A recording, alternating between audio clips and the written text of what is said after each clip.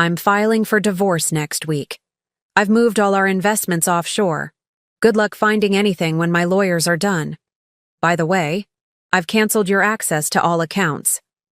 The email from my husband arrived at 3:14 a.m. while he was supposedly on a business trip to Singapore. I read it twice, the blue light of my screen illuminating my face in the darkness of our Boston penthouse. Poor Richard. He had no idea that I'd already emptied every account he thought was secure. Before we jump back in, tell us where you're tuning in from, and if this story touches you, make sure you're subscribed, because tomorrow I've saved something extra special for you. The offshore accounts he was so proud of, already redirected. The property holdings, transferred months ago. By the time his plane landed back in the States, he wouldn't even have a home to return to. I set my phone down on the marble countertop, the screen's glow catching the edge of my wedding ring. 15 years of marriage reduced to a middle-of-the-night email, not even a phone call. I suppose I should have felt something. Rage, perhaps, or heartbreak. Instead, I felt a curious sense of calm, like watching the final piece of a complex puzzle slide perfectly into place. The city lights twinkled through the floor-to-ceiling windows of our 38th floor penthouse. Correction, my penthouse now. The night was clear, the kind of crisp autumn evening that Boston does so well. Below me, the city continued its regular rhythm, oblivious to the small war being quietly declared in the luxury buildings towering above. I poured myself a glass of the Dai, Macallan 25, Richard's prized scotch that he saved for special occasions. This certainly qualified. The amber liquid caught the light as I swirled it gently, savoring the moment. Richard had always underestimated me. When we met, I was just finishing my MBA at Wharton while he was already 10 years into his career as an investment banker. He'd found my academic understanding of finance amusing, even quaint. He never bothered to discover that before business school, I'd spent 5 years in forensic accounting. The first sign had come about 18 months ago. A missed dinner here, a weekend conference there. Standard cliches, really. I might have dismissed it as the natural drift of a long marriage, if not for the unexplained transfers from our joint investment account. Small at first, just $10,000 or $15,000, but growing larger over time. When confronted, he'd wave it away as portfolio rebalancing, and launch into explanations so technical he knew my eyes would glaze over. He was right, my eyes did glaze over. Not from confusion, but from calculation. Each patronizing explanation was another thread in the tapestry of evidence I was quietly gathering. I took a slow sip of the scotch, letting it burn a warm path down my throat. Our home was silent, except for the gentle hum of the climate control system. In the spare bedroom down the hall, 3 accordion folders contained every document I needed. Account statements, property deeds, offshore registrations, digital records of transfers. All meticulously organized, all legally obtained. I'd spent over a year building my case, moving through our lives like a ghost, present but unseeable. The second warning had come when I noticed Richard had created a new email account. He'd used our home computer and forgotten to log out. A small mistake. But in marriages like ours, small mistakes were often the only window into the truth. The emails revealed communications with attorneys specializing in asset protection and international finance law. There were questions about Massachusetts divorce statutes and property division. Detailed inquiries about jurisdictions that favored the higher-earning spouse. I hadn't confronted him then either. Instead, I'd photographed everything, logged out, and begun my own research. If Richard was planning a strategic divorce, he would find himself outmaneuvered at every turn. By month 3 of my counter-operation, I had mapped our entire financial landscape, the retirement accounts, the offshore structures in the Caymans, and Singapore, the shell company in Delaware that owned our vacation property in Nantucket, the Bitcoin wallet he thought I knew nothing about. Richard had built a complex web designed to obscure our true worth, originally to minimize tax exposure, but now, evidently, to hide assets from his wife. The irony wasn't lost on me. The very structures he'd created to shield our wealth from the Chalm government now provided me with the blueprint to redirect that wealth right under his nose. My counter-strategy had been methodical, deliberate. I began with the smallest accounts, the ones he rarely checked. Small transfers, innocuous movements that wouldn't trigger any alerts. I established my own offshore structures, mirroring his but with crucial differences that made mine untraceable to our marital assets. I created documentation that predated his planning, establishing claims that would supersede his in any court. I set the glass down and walked to the window, watching my reflection overlaid on the city lights. In the darkness, I could just make out my features, the set of my jaw, the steady gaze that had served me well in boardrooms and negotiations. Richard had always told me I looked too serious, that I should smile more. Another red flag I had ignored for too long. The most satisfying part of my operation had been the real estate transfers. Our penthouse, purchased 5 years ago during the market dip, had nearly doubled in value. Richard had put it in a living trust to protect it from creditors.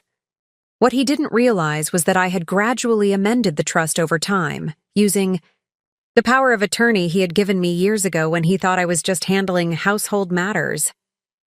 The trust now stipulated that in the event of divorce filing by either party, the property would revert solely to me. The vacation home in Nantucket had been trickier, held as it was by the Delaware LLC. But Richard had made a critical error. He had registered the LLC when we were in Delaware for a weekend, rushing through the paperwork and listing me as the managing member to avoid raising questions about why a Massachusetts banker needed a Delaware company. He thought it was a formality. I knew it was leverage. 3 months ago, I had transferred ownership of that LLC to a new holding company registered in my maiden name, with documentation showing I had purchased it at fair market value. The trail of money led through 3 different countries before disappearing completely. I checked my watch, a delicate Patek Philippe that Richard had given me for our 10th anniversary. It was almost 4 a.m. In Singapore, it would be late afternoon. Richard was probably sitting in some gleaming skyscraper, congratulating himself on his clever strategy, imagining me reading his email with shock and despair. Perhaps he was already celebrating with whoever had replaced me in his affections. There was always someone, wasn't there? In marriages like ours, there always was. I walked back to the counter and picked up my phone again. No response needed, not yet. Let him think his message had devastated me. Let him imagine me panicking, calling friends, perhaps consulting attorneys, who would tell me it was too late. The longer he believed he had won, the sweeter the moment of revelation would be. Outside, the first hints of dawn were beginning to soften the eastern sky. A new day. For the first time in years, I felt a sense of genuine anticipation. The careful planning, the meticulous execution, the countless nights spent constructing this parallel financial universe, all of it was about to bear fruit. I finished the scotch and set the glass in the sink. In a few hours, I would call my attorney and initiate my own filing, complete with full documentation of the assets Richard thought he had hidden.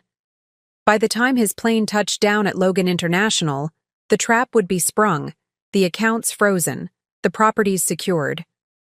Richard had taught me many things during our marriage, but the most valuable lesson was one he never intended. Patience is the ultimate power. And I had been very, very patient. I slept surprisingly well that night. 4 solid hours of dreamless rest, the kind that comes with absolute certainty.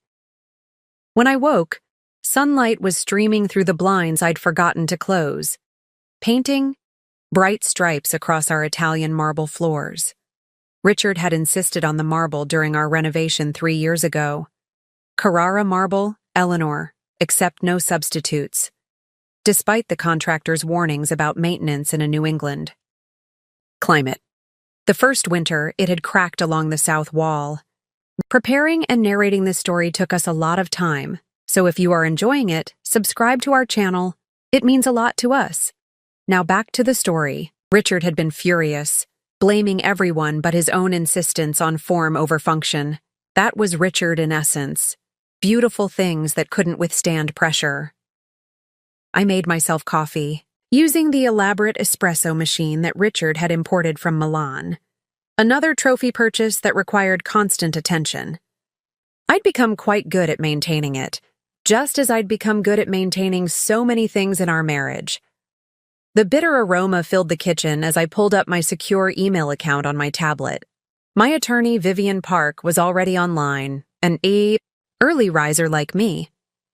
I'd hired her 14 months ago, right after discovering the first suspicious transfers. Vivian had made a name for herself representing women in high-net-worth divorces throughout New England. She wasn't just good, she was surgical in her precision. "It's time," I wrote. He sent the email, exactly as we anticipated. Her response came within minutes. "Executing Phase 1 today. Meeting at 11 a?" "I'll be there," I confirmed. I set the tablet down and looked around the penthouse, 3,200 square feet of luxury that had never quite felt like home. The modern art Richard had collected adorned the walls, each piece selected not for its beauty, but for its investment potential and name recognition. "Rothkos are having a moment," he'd explained when bringing home a canvas of blurred rectangles that cost more than my parents' entire house. I never told him I found it cold, impersonal. The morning sun caught the diamond, on my left hand, sending prisms dancing across the white countertop. I twisted the ring thoughtfully, feeling its familiar weight. Richard had upgraded it 3 times during our marriage, each new stone marking a promotion or significant bonus. The current iteration was just over 4 carats. "Flawless, just like you should be," he'd said when presenting it on our 12th anniversary. I slid it off and placed it on the counter. The indentation it left behind would fade quickly enough. My phone buzzed with a text from my sister, Catherine. "Did you tell him yet?" Catherine was the only family member who knew what was coming. As a divorce attorney herself, though in Colorado, rather than Massachusetts, she had been an invaluable sounding board. "Not yet," I replied, "but he made the first move this morning. Email divorce declaration." Her response was immediate. "What a coward. Are you okay?" Was I okay? I considered the question carefully as I sipped my coffee. Anger had come in the early months of discovery. White-hot rage at the betrayal, not just of his apparent infidelity, but the calculated financial deception. Then had come a cold, clarifying fury that sharpened my focus and strengthened my resolve. But now, standing in the sunlight with Richard's dismissive email sitting in my inbox, what I felt was something closer to pity. "I'm better than okay," I typed back. "I'm ready." I set my empty cup in the sink and went to dress for my meeting with Vivian. My closet was a carefully curated collection of designer pieces, selected over the years to project exactly the image Richard thought appropriate for the wife of a senior investment banker. Today, I selected items he had never seen, things I'd eye. Purchased in the past year and kept in the back, tags removed but never worn. A charcoal pencil skirt from a boutique in the South End, a cream silk blouse, heels that were slightly higher than Richard preferred. Small rebellions, but they felt significant. As I dressed, I mentally reviewed the timeline we'd established. Richard's flight was scheduled to land at Logan tomorrow at 2:15 p.m. By then, the initial legal filings would be complete. The freeze orders on the primary accounts would be in place. The property transfer notifications would be registered. And the forensic accounting report, all 147 meticulously documented pages, would be in the hands of both our attorneys and the relevant tax authorities. I applied my makeup with careful precision, taking more time than usual. There was no reason to rush today. Everything had been prepared months in advance. The weight of secrecy that had pressed on me for so long had lifted, leaving a strange lightness in its wake. My phone rang just as I was fastening my grandmother's pearl earrings, the only jewelry I'd brought into the marriage. It was Vivian. "Eleanor," she said without preamble. "The offshore accounts in Singapore are showing activity this morning. Large transfers initiated in the last hour." I smiled as I secured the second earring. "Right on schedule." "You're sure about this strategy? Once we file the emergency petition, there's no going back. Richard will know immediately that you've been tracking his movements." "He's moving the money exactly as we predicted he would," I said, checking my reflection one final time. "Let him transfer to the Cayman account. That's where we want it." "Because of the treaty," Vivian said, understanding immediately. "Exactly. The Singapore accounts are protected by privacy laws that would take years to penetrate. But the second he moves that money to the Caymans, it falls under the Financial Enforcement Agreement. We can freeze it with a single filing." There was a pause on the line. "You know, in 15 years of practice, I've never had a client who understood international banking regulations better than their banker husband." "Richard always did say my attention to detail was excessive," I replied, picking up my handbag and keys. He meant it as criticism. As I stepped into the elevator, I felt a momentary wave of something. Not quite regret, but acknowledgement. 15 years was a significant investment of time, energy, and youth. There had been moments of real connection, genuine affection. Richard hadn't always been the calculating man he'd become, or perhaps he had, and I simply hadn't wanted to see it. The elevator descended smoothly, each floor marking another step away from the life I'd built with Richard. By the time it reached the lobby, I had mentally cataloged and stored away the memories worth keeping. The rest I would leave behind, like outdated clothes that no longer fit. Martin, the doorman who had watched me come and go for 5 years, tipped his hat as I crossed the marble lobby. "Beautiful day, Mrs. Harrington." "It certainly is, Martin," I replied, feeling the September sun warm on my face as he held the door. "And please, call me Eleanor." "Of course, Mrs. Eleanor," he corrected himself with a smile. The air outside was crisp with early autumn, carrying the faint scent of change. I checked my watch as I walked toward the parking garage where my car, purchased 6 months ago under my maiden name, was waiting. I had 40 minutes before my meeting with Vivian, just enough time to stop at the bank and execute the final step in this phase of my plan. As I walked, I felt strangely unburdened. There was no more hiding, no more pretending, no more careful maintenance of a marriage that existed only on the surface. For the first time in years, I was moving towards something rather than carefully preserving what I knew was already lost. My phone buzzed with another message. Not Catherine this time, but my notification system alerting me that Richard had just checked out of his hotel in Singapore.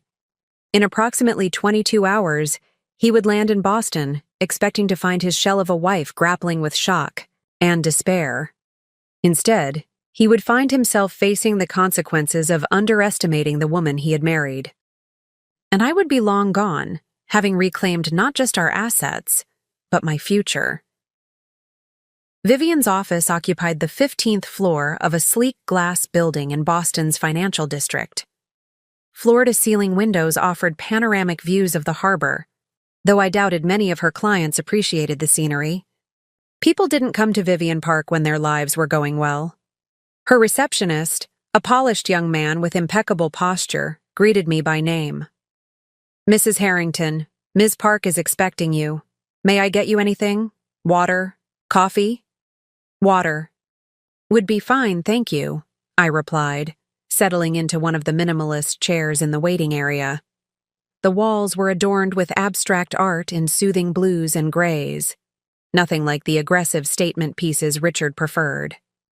The effect was intentionally calming, a sanctuary for people whose personal lives were in turmoil. I recognized the strategy. I'd employed similar tactics when designing my own consulting firm's offices years ago. before I'd set aside my career to support Richards. That had been my first significant compromise. We'd met at an industry conference in Chicago. I was representing my forensic accounting firm. He was already an ascending star at Blackridge Capital. Our backgrounds were similar enough to create common ground, different enough to seem complementary. He'd been charming, attentive, intellectually engaging. When he talked about his ambitions, his eyes lit with a passion that was irresistible. 6 months into our relationship, he'd been offered a promotion that required relocation to Boston. "Come with me," he'd said. "You can find work anywhere with your skills. This is my big chance." I'd been 32, successful but not yet established enough to turn down the adventure of a new city, a new life. My firm had offices in Boston, smaller than Chicago, but growing. It seemed possible to have both, the relationship and the career. 2 years later, when we married, Richard was thriving. My own career had stalled in the transition. "You don't need to work," he'd reasoned. "We're more than comfortable with my income. And honestly, Eleanor, the optics are better for me at this level if my wife isn't working for someone else." It had seemed reasonable at the time. A temporary pause. Perhaps consulting on my own terms later. The golden handcuffs had been lined, with the promise of freedom later, travel, philanthropy, perhaps children. Instead, I'd found myself gradually transformed into an accessory, an asset in Richard's carefully curated life, expected to be available when needed, invisible when... Not Eleanor. Vivian's voice pulled me from my thoughts. She stood in the doorway to her office, elegant in a tailored navy suit, her silver-streaked black hair pulled back in a precise chignon. At 55, she radiated the kind of confidence that came from decades of winning battles most people never knew were being fought. I followed her into the corner office, where 3 other people waited around a polished conference table.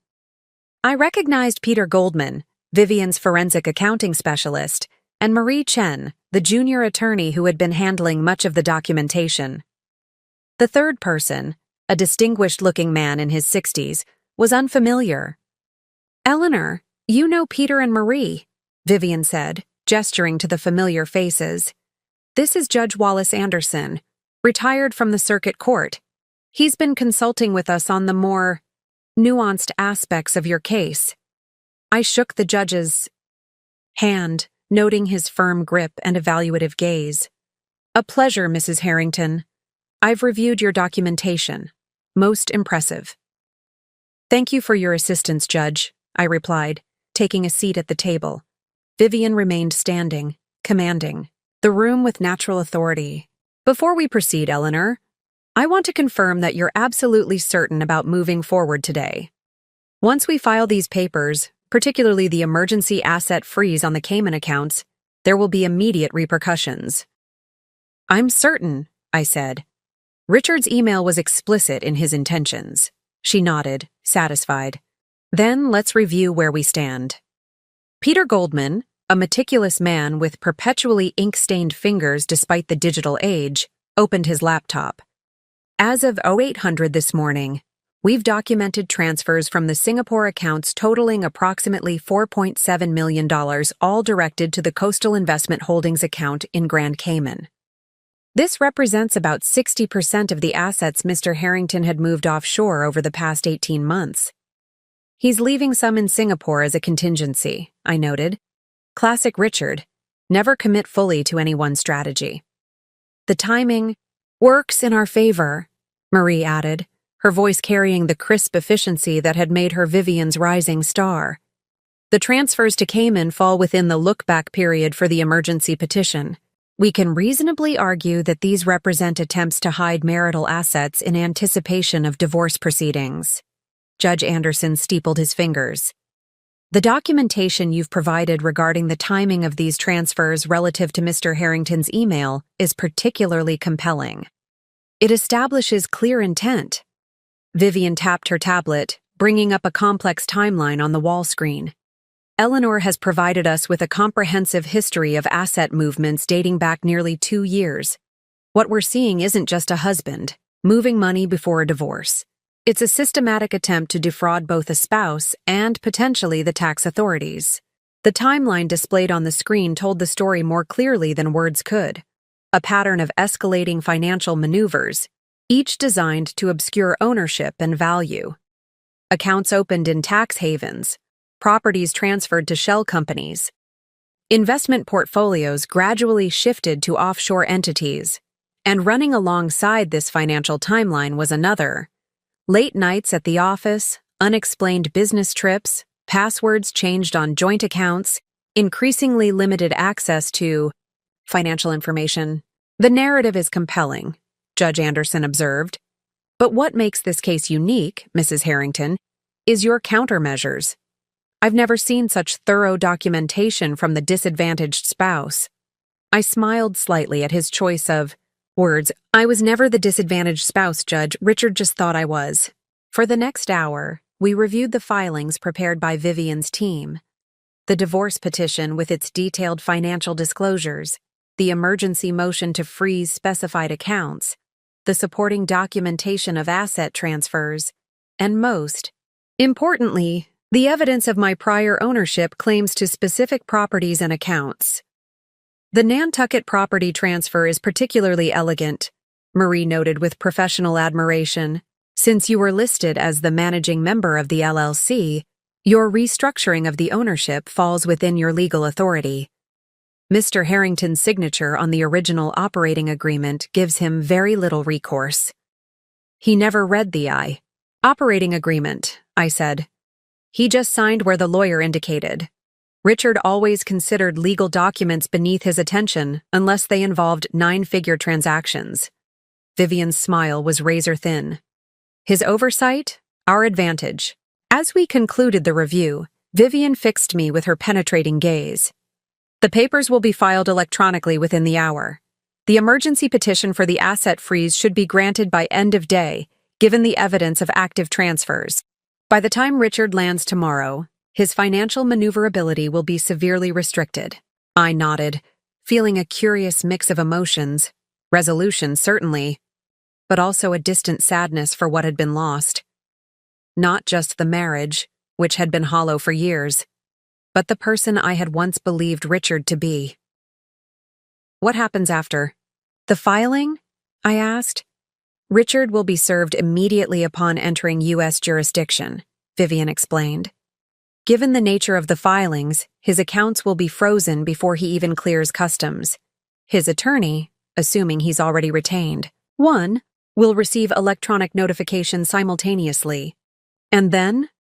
Judge Anderson answered, his voice carrying the weight of having witnessed countless such battles. Then, Mrs. Harrington, the real war begins. Men like your husband don't surrender easily, especially when blindsided. He will fight. He will threaten. He may even try to negotiate. But with the documentation you've provided, his options will be severely limited. I absorbed this, feeling strangely calm. I'm prepared for that. As I left Vivian's office 30 minutes later, Boston's financial district was alive with the energy of lunchtime. Men and women in expensive suits hurried along the sidewalks, phones pressed to ears, ambitions driving them forward. I had once been one of them, before becoming Mrs. Richard Harrington. Tomorrow, I would take the first step toward becoming Eleanor Blackwell once again, my name, my identity, my life.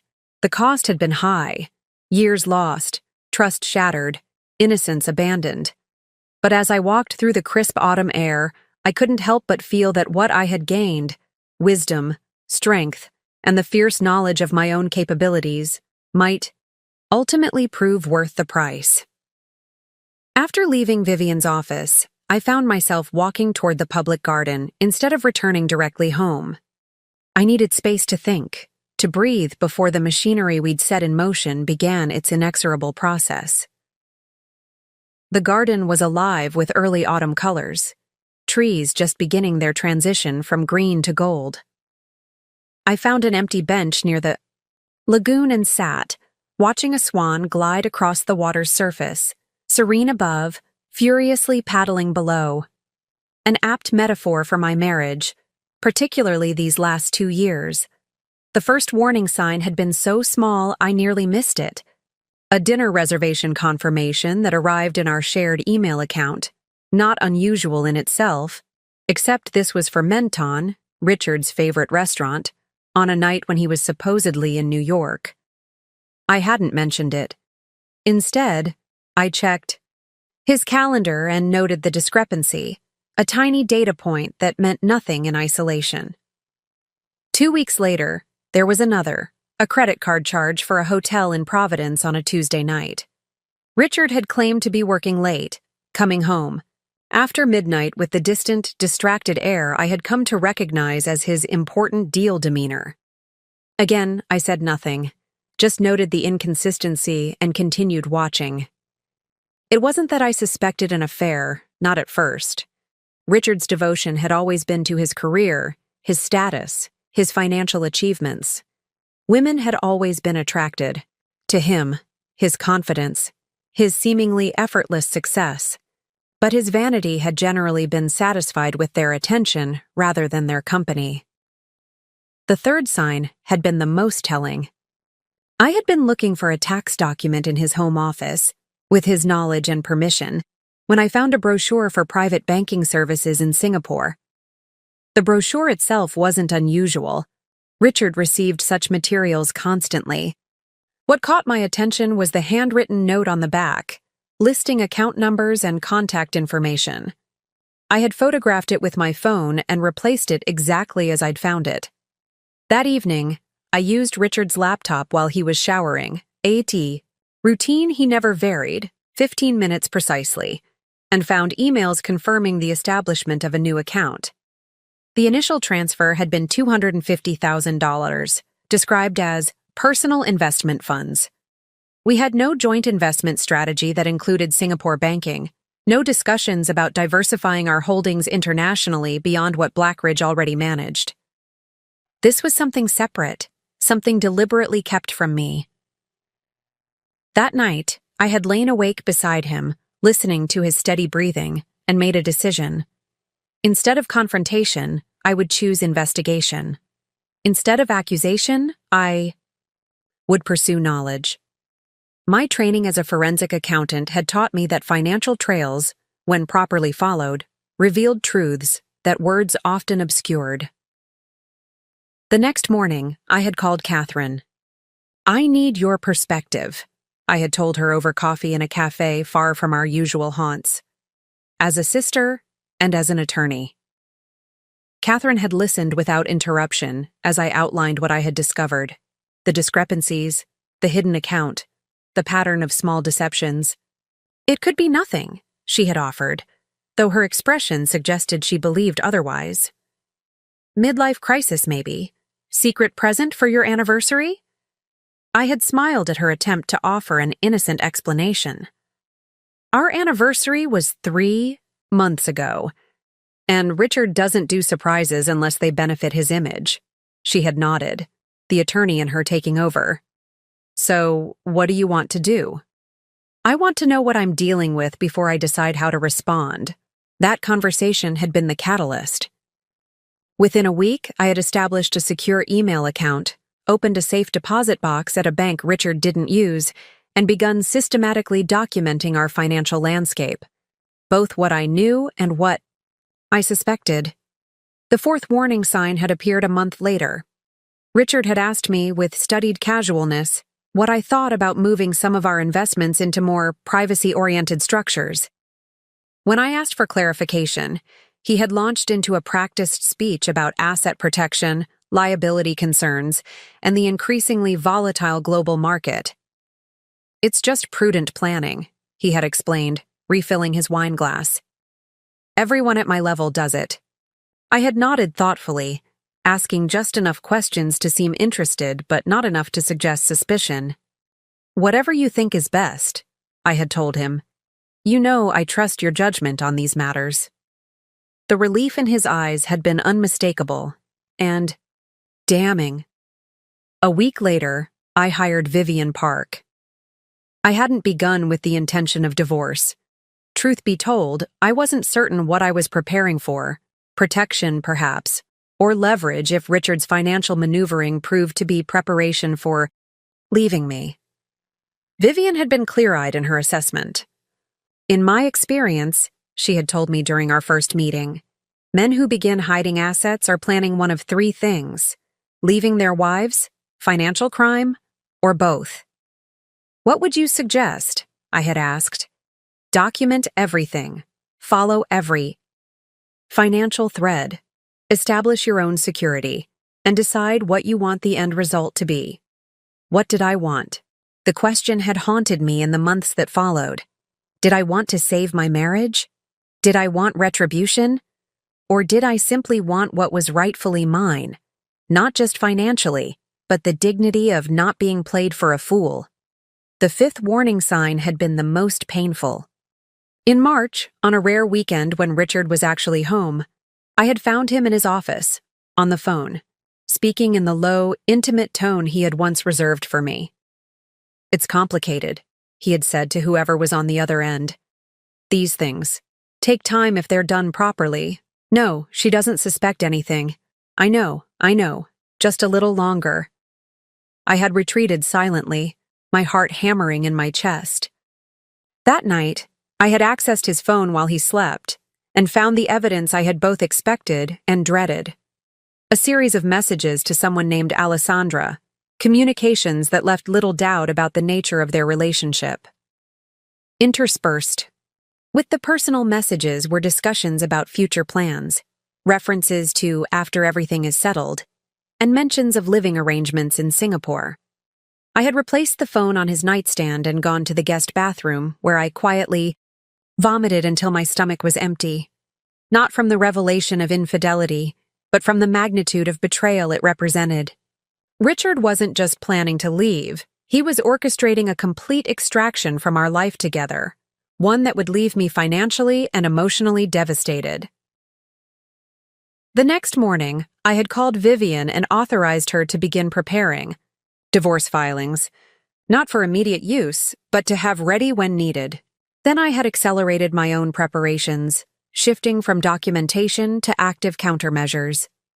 The most telling warning sign had been one Richard never knew he'd given. In late April, he had hosted a dinner party for several colleagues from Blackridge. After too many scotches, the conversation had turned to a recent high-profile divorce in their industry. "Poor bastard didn't know what hit him," one of Richard's colleagues had commented. "Wife's attorneys took him to the cleaners." Richard had smiled, that particular smile that never reached his eyes. The mistake was being obvious. If you're going to make a significant life change, the key is preparation and discretion. Handle the finances first, establish your position, then execute. The others had laughed, taking it as generic business wisdom rather than specific personal planning. But I had heard the conviction in his voice, seen the calculation in his eyes. He hadn't been speaking hypothetically. He had been describing his own strategy. The swan in the lagoon had now been joined by its mate, both of them gliding across the water's surface in perfect synchronicity. I checked my watch. The legal filings would be complete by now, moving through. The system, with the inexorable force of justice, finally set in motion. I stood, smoothing down my skirt and taking one last look at the peaceful scene before me. In less than 24 hours, Richard would land in Boston, expecting to find his life proceeding according to his careful plan. Instead, he would discover that all his warning signs had been seen, all his signals interpreted, all his moves countered. The thought didn't bring me joy, but it did bring a sense of rightness, of balance restored to a world that had tilted too far in the direction of deception. After the garden, I returned to our penthouse and headed straight for the spare bedroom that had become my de facto command center. To anyone else, the housekeeper, Richard's occasional colleagues who visited, it appeared to be nothing more than a tastefully decorated guest room. The evidence of my counter-operation was hidden in plain sight. Legal books that Richard would never touch. Financial journals he would dismiss as beneath his expertise. and a locked cabinet that ostensibly held family heirlooms but actually contained my most sensitive documentation. I unlocked the cabinet and spread my materials across the bed, a queen-size surface that offered more space than any desk. My strategic assessment had begun 11 months ago, shortly after hiring Vivian, and had evolved into a comprehensive battle plan that addressed every aspect of Richard's likely strategy. First had been the asset inventory. I had created a complete catalog of everything we owned, jointly or separately: real estate, investment accounts, retirement funds, art collections, vehicles, and even Richard's carefully curated wine cellar. For each asset, I documented the acquisition date, source of funds, title holders, and current location. This baseline had been essential for tracking Richard's subsequent movements. The most complex element had been the offshore structures. Richard had established a web of entities across multiple jurisdictions: Singapore, Cayman Islands, Isle of Man, and Delaware. The ownership chains were deliberately convoluted, designed to obscure the ultimate beneficial owner. He had initially created these for tax efficiency, but their structure made them perfect vehicles for hiding marital assets. I had mapped each entity using my forensic accounting background, creating a flowchart that would have impressed Richard's own financial engineers. The key vulnerability I identified was Richard's assumption that I didn't understand these structures, that their complexity alone would deter me from following the money. The second component of my assessment had been Richard himself. After 15 years of marriage, I knew his patterns, his blind spots, his psychological triggers. Richard's greatest weakness was his absolute conviction in his own brilliance. He believed himself to be the smartest person in any room, including, perhaps especially, rooms filled with other financial strategists. This hubris created predictable behaviors. He would transfer assets gradually rather than all at once, believing incremental movements would go unnoticed. He would leave contingency reserves in multiple locations, never fully committing to a single strategy. He would use trusted lieutenants rather than direct action when possible, maintaining plausible deniability. And above all, he would never imagine that I, the wife he had systematically underestimated for 15 years, would not only understand his strategy, but could formulate a superior counter-strategy. The third element had been the legal landscape. With Vivian's guidance, I had studied Massachusetts divorce law in detail, understanding how courts typically handled high-net-worth cases. The Commonwealth was an equitable distribution state, not a community property state, which gave judges significant discretion in asset division. Richard was counting on his ability to hide assets before filing. What he hadn't anticipated was that the same laws that gave judges discretion also allowed them to impose severe penalties for hiding assets. Most crucially, I had assessed the timing. Richard operated on predictable cycles: quarterly business, reviews, annual bonuses, tax filing seasons. By tracking his patterns for months, I had identified his most likely windows for action. The Singapore trip had been the clearest indicator. He always conducted his most sensitive financial business in person, away from potential domestic scrutiny. At the heart of my assessment had been a fundamental question: what did I actually want? Not just as a reaction to Richard's betrayal, but as a positive vision for my own future. This question had required the most difficult soul-searching. I didn't want revenge, not exactly. Revenge would keep me tethered to Richard, to the pain and betrayal. What I wanted was justice, financial and emotional. I wanted to emerge from this marriage with my fair share of our assets. Yes, but more importantly, with my dignity and self-respect intact. I wanted Richard to face consequences not because I needed to see him suffer, but because actions should have consequences. Without them, there is no moral order to the world. My strategic assessment had concluded with 3 primary objectives. First, secure my financial future by protecting my rightful share of our marital assets. This meant not just preserving what was currently in our joint names, but reclaiming what Richard had already hidden. Second, ensure that Richard's attempts to defraud me were fully documented and exposed, not just to me, but to the relevant legal and financial authorities. His actions weren't just personally betraying. Many crossed into legally questionable territory. Third, reclaim my professional identity and personal autonomy. The years with Richard had slowly eroded my sense of self.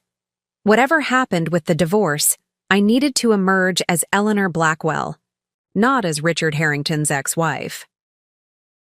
With these objectives established, I had developed specific tactics for each category of assets.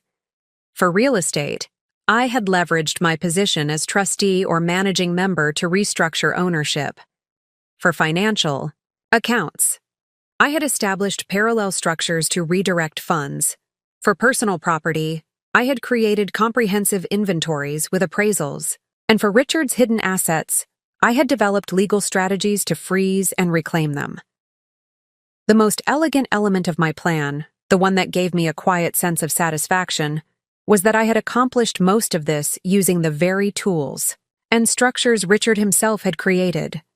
The offshore entities, the complex ownership chains, the privacy provisions, all of them now worked in my favor rather than his. I gathered the papers and returned them to the locked cabinet. The assessment phase had ended months ago. Now we were in the execution phase, with Richard unknowingly playing his assigned role perfectly. His email, his transfers to the Cayman accounts, each step he took further solidified my position. Tomorrow, when he landed at Logan, the carefully constructed financial fortress he thought would protect him would instead become his prison. Everything was in place. All that remained was to watch the strategy unfold. That evening, I ordered dinner from an upscale Italian restaurant near our penthouse, Richard's favorite linguine with white clam sauce, though he wasn't there to enjoy it. A small indulgence to mark the transition from preparation to action. As I ate at our dining table with its sweeping views of Boston Harbor, I reviewed the phases of my action plan, each step now irreversibly in motion. Phase 1 had begun 9 months ago with what I called financial reconnaissance, using the power of attorney Richard had given me years earlier, intended for handling household matters during his frequent business trips. I had systematically accessed records for every account, property, and investment vehicle in our portfolio. Not to make changes, not yet, but to document the baseline before Richard began his maneuvering. This phase had required extreme caution. I reviewed accounts only from secure computers outside our home, using VPNs to mask my digital footprint. I collected physical statements only when Richard was traveling, storing them in my safe deposit box rather than bringing them home. I kept meticulous logs of every access, ensuring I could prove I had legal authority for each inquiry. The most challenging aspect had been maintaining normalcy. I continued to play the role Richard expected, the supportive, somewhat financially, naive wife who trusted his expertise implicitly. I attended charity galas on his arm, hosted dinner parties for his colleagues, maintained the lifestyle that complemented his professional image, all while systematically preparing to dismantle the financial structures he had built. Phase 2 had begun 6 months ago. Strategic repositioning. This phase had required precise timing and flawless execution. Starting with our smallest, least, frequently monitored accounts, I had begun restructuring ownership and access. For joint accounts, I established parallel individual accounts and gradually transferred portions of the balances. Never enough to trigger Richard's attention, but enough to create a financial foundation independent of his control. For real estate, I had leveraged my position as either co-owner or trustee to modify ownership structures. The Nantucket property had been the most complex, requiring multiple legal maneuvers executed through the Delaware LLC. The penthouse had been simpler, as Richard had placed it in a revocable trust for tax purposes, a trust that named me as successor trustee with broad discretionary powers. The most satisfying element had been the art collection. Richard had acquired pieces not from passion, but as investments and status symbols. Using my background in asset valuation, I had arranged for several pieces to be reappraised, documented their true market value, and established clear provenance records. When the divorce filings became public, these records would ensure every piece was properly accounted for in the marital estate. Phase 3 had been defensive positioning, establishing legal and financial safeguards against Richard's inevitable retaliation. I had opened accounts at institutions where Richard had no relationships, established credit in my maiden name, secured new identification documents, and created secure communication channels that Richard couldn't access or monitor. I had also prepared documentation of Richard's financial and personal misconduct, not for leverage or blackmail, but as insurance. Against his likely attempts to paint me as vindictive or unstable, the evidence included records of his affair with Alessandra, documentation of potentially improper financial transactions, and proof of his deliberate attempts to hide marital assets. The most critical element of Phase 3 had been cultivating the right professional relationships. Beyond Vivian and her legal team, I had established connections with financial advisors, real estate professionals, and security consultants, all completely separate from Richard's networks, all ready to assist when the conflict became public. Phase 4, active countermeasures, had begun just 8 weeks ago, when Richard's preparations for divorce became unmistakable. The frequency of funds moving offshore had increased. His absences had become longer and less explained. Password changes and restricted access had become routine. He had begun casual conversations about simplifying our lives and downsizing. Now that we're older, transparent attempts to prepare me for the diminished lifestyle he planned to leave me with. My countermeasures had been comprehensive and precisely targeted. For each offshore transfer Richard made, I executed a corresponding legal strategy to document and ultimately reclaim those funds. For each account he restricted, I established legal claims that would freeze those assets once the divorce was filed. For each property he attempted to shield, I created documentation establishing my contribution to its acquisition and maintenance. The final phase, execution, had begun this morning with Richard's email and would culminate tomorrow, when he landed in Boston to find his carefully constructed financial extraction plan in shambles. As I finished my dinner, I received a text from Vivian. All filings complete. Emergency freeze granted on Cayman accounts. Service arranged for tomorrow at Logan, Terminal E, 2:30 p.m. I responded with a simple, "Thank you," and set my phone aside. The machinery was now fully in motion. Richard would be served with divorce papers the moment he cleared customs. The accounts he had spent months moving offshore would be frozen before he could access them. The properties he thought securely hidden behind corporate structures would be subject to court oversight, and the woman he had dismissed as financially naive would be revealed as his equal, perhaps his superior, in strategic thinking. I cleared my dinner plate and walked to the wall of windows overlooking the city. Lights twinkled across the harbor. Boats moved silently through the darkness. Life continued its endless flow. Tomorrow would bring conflict, perhaps even chaos. But tonight there was just the quiet satisfaction of knowing that after months of secret preparation, justice was finally being set in motion. The action plan was complete. All that remained was to watch it unfold. The morning of Richard's return dawned clear and bright, sunlight streaming through the penthouse windows, illuminating dust motes that danced in the still air. I had slept surprisingly well, waking refreshed and focused. Today would be the culmination of nearly a year of hidden maneuvers, carefully orchestrated actions that had taken place in the shadows of our marriage. I made coffee and carried it to the terrace, watching the city come alive below. In a few hours, Richard's plane would land, and everything would change. Now, in this moment of calm before the storm, I allowed myself to reflect on the most intricate aspects of my counter-strategy, the moves that had happened entirely out of Richard's sight. The first hidden maneuver had been establishing my shadow financial identity. While maintaining my visible presence as Mrs. Richard Harrington, I had simultaneously reconstructed Eleanor Blackwell's independent financial existence. This hadn't been a simple matter of opening new accounts. It had required rebuilding my credit history, establishing banking relationships, and creating legitimate income streams that couldn't be traced to or controlled by Richard.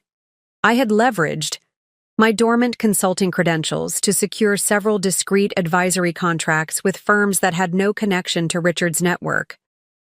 The income wasn't substantial compared to our marital assets, but it created a paper trail of professional activity that would support my post-divorce financial independence. More importantly, it re-established my professional identity after years of Richard subtly but persistently diminishing my expertise. The second hidden maneuver had been the metadata strategy. I had recognized early that documentation alone wouldn't be sufficient. Timing and authenticity would be crucial. For every significant document, I had created a verifiable digital trail, emails, with timestamps, electronic signatures with blockchain verification, cloud storage with access logs. Each piece of evidence had redundant authentication that would withstand the inevitable challenges from Richard's attorneys. For physical documents, I had employed a licensed notary who kept meticulous records of every certification. Bank statements, property records, asset transfers, all had been properly witnessed and documented. I had even gone so far as to have certain critical conversations recorded in two-party consent situations, creating an undeniable record of Richard's own statements about our financial affairs.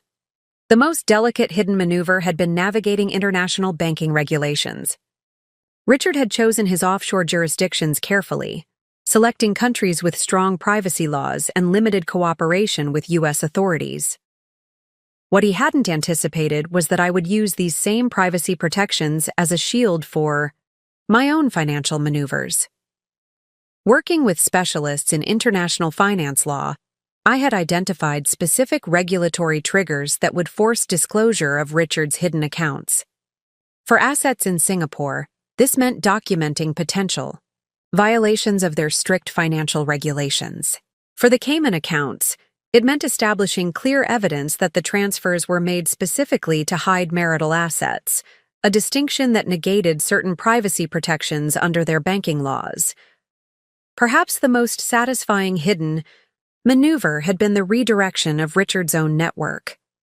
Over 15 years of marriage, I had built relationships with many of the same financial professionals, attorneys, and business associates that Richard relied upon. While he assumed these connections were merely social, the wife being polite to her husband's colleagues, I had cultivated them with purpose. Several key figures in Richard's professional orbit had quietly provided critical information and assistance. His executive assistant, Caroline, whom he had consistently undervalued and underpaid, had been particularly helpful in tracking his movements and communications. His longtime accountant, increasingly uncomfortable with some of Richard's more aggressive tax strategies, had offered subtle but valuable insights into potential vulnerabilities in his financial structures. Even Richard's personal banker at first, Boston Trust, a woman who had endured years of his condescension, had ensured that certain transactions received the appropriate regulatory scrutiny. None of these allies had violated any professional ethics. They had simply ensured that rules were followed and proper documentation maintained. Exactly the things Richard had grown accustomed to circumventing through charm and intimidation. The most technically complex hidden maneuver had been tracing the money through the labyrinth of shell companies and trusts Richard had established. This had required sophisticated forensic accounting techniques, including relationship mapping, beneficial ownership analysis, and transaction pattern recognition. For months, I had reconstructed the flow of our marital assets as Richard gradually moved them into increasingly obscure structures. The breakthrough had come when I identified a recurring pattern in his methodology. Richard, for all his financial sophistication, was a creature of habit. He used the same naming conventions for his entities, the same timing for his transfers, and the same structuring techniques to avoid reporting thresholds. Once I recognized these patterns, tracking the money became substantially easier. What Richard could never have anticipated was that I had learned from him, absorbed his techniques, his strategies, his blind spots, and then improved upon them. While he had been teaching me about financial structures as intellectual exercises over the years, I had been analyzing not just the information, but how Richard himself operated within these systems. The final hidden maneuver, executed just 3 days ago, had been the most audacious. Using the power of attorney that Richard had never rescinded, I had submitted updated financial disclosures to several of our joint credit accounts. These disclosures, completely accurate but newly comprehensive, had triggered automatic compliance, reviews that effectively froze several lines of credit that Richard had planned to access upon his return. He would discover, upon attempting to use these resources, that they required additional verification, processes that would take days or weeks to complete. By then, the divorce filings would be public, and these assets would be under court supervision. I finished my coffee and checked my watch. Richard's plane would be landing in 4 hours. I had one final appointment before then, a meeting with my financial advisor to review the status of my newly independent portfolio.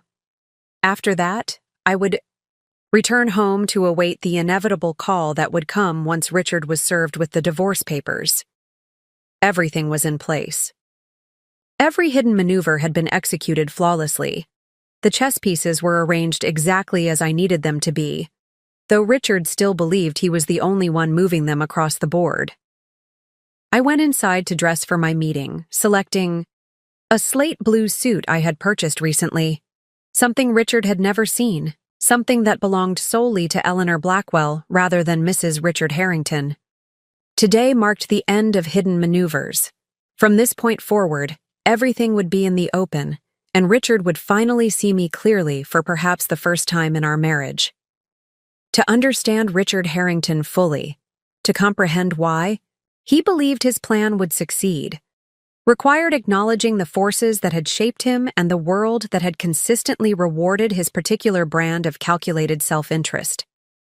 As I waited for his plane to land, I reviewed what I knew about the antagonist in this drama and the advantages he believed he possessed. Richard had been raised in Connecticut affluence, the only son of a banking executive father and a socially ambitious mother. From childhood, he had been taught that the world operated according to certain unwritten rules. Appearance mattered more than substance, networks were currency more valuable than money itself, and most importantly, power belonged to those bold enough to seize it without apology. He had excelled at Princeton, not through academic brilliance, but through strategic relationship building. His fraternity connections had secured his first position at Goldman Sachs, where he had quickly developed a reputation for aggressive deal-making. By 35, when we met, he had already moved through 3 increasingly prestigious firms, each transition representing not just a higher salary, but an expansion of his influence within Boston's financial elite. Richard's professional methodology was consistent across all aspects of his life. He identified objectives, assessed resources, eliminated obstacles, and executed without hesitation or remorse. This approach had built his career, shaped our marriage, and now fueled his extraction strategy.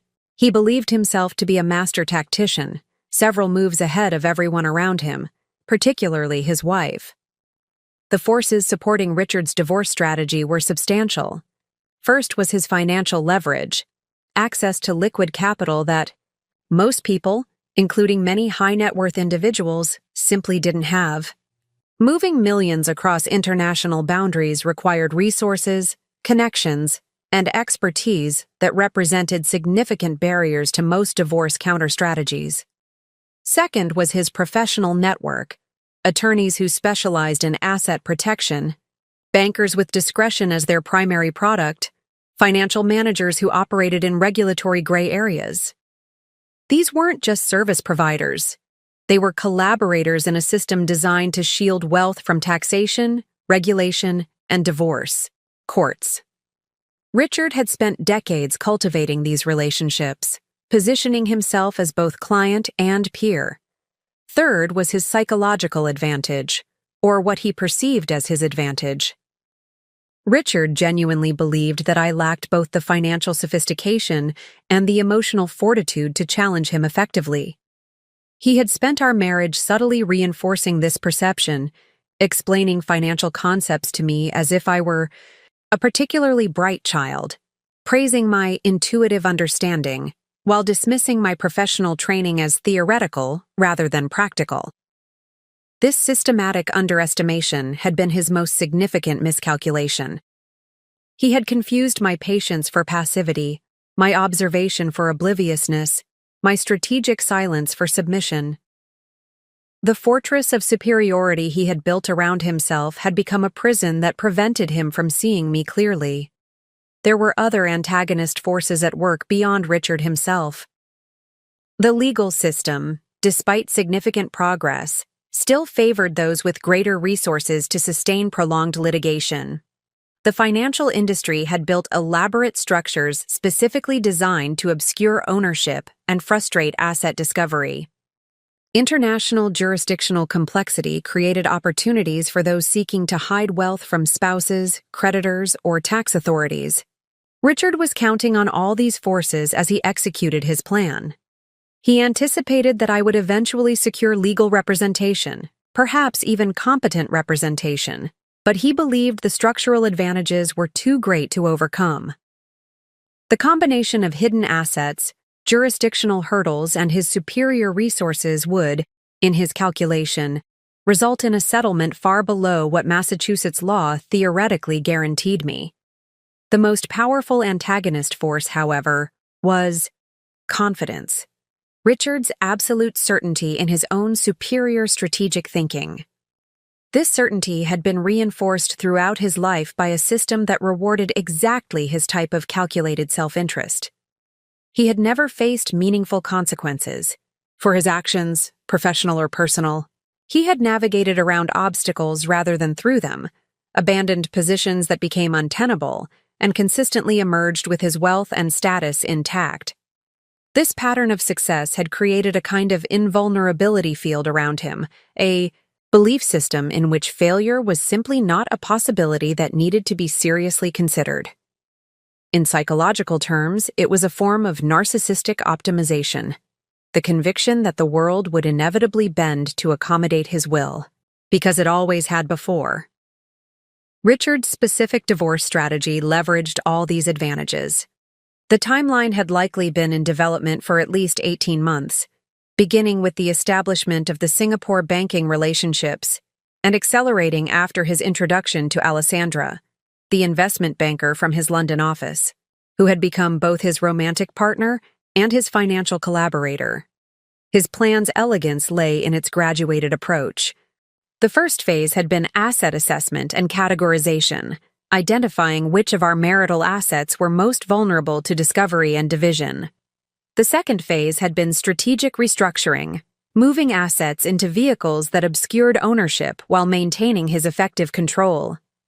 The third phase had been jurisdictional distribution, spreading assets across multiple legal systems to complicate recovery efforts.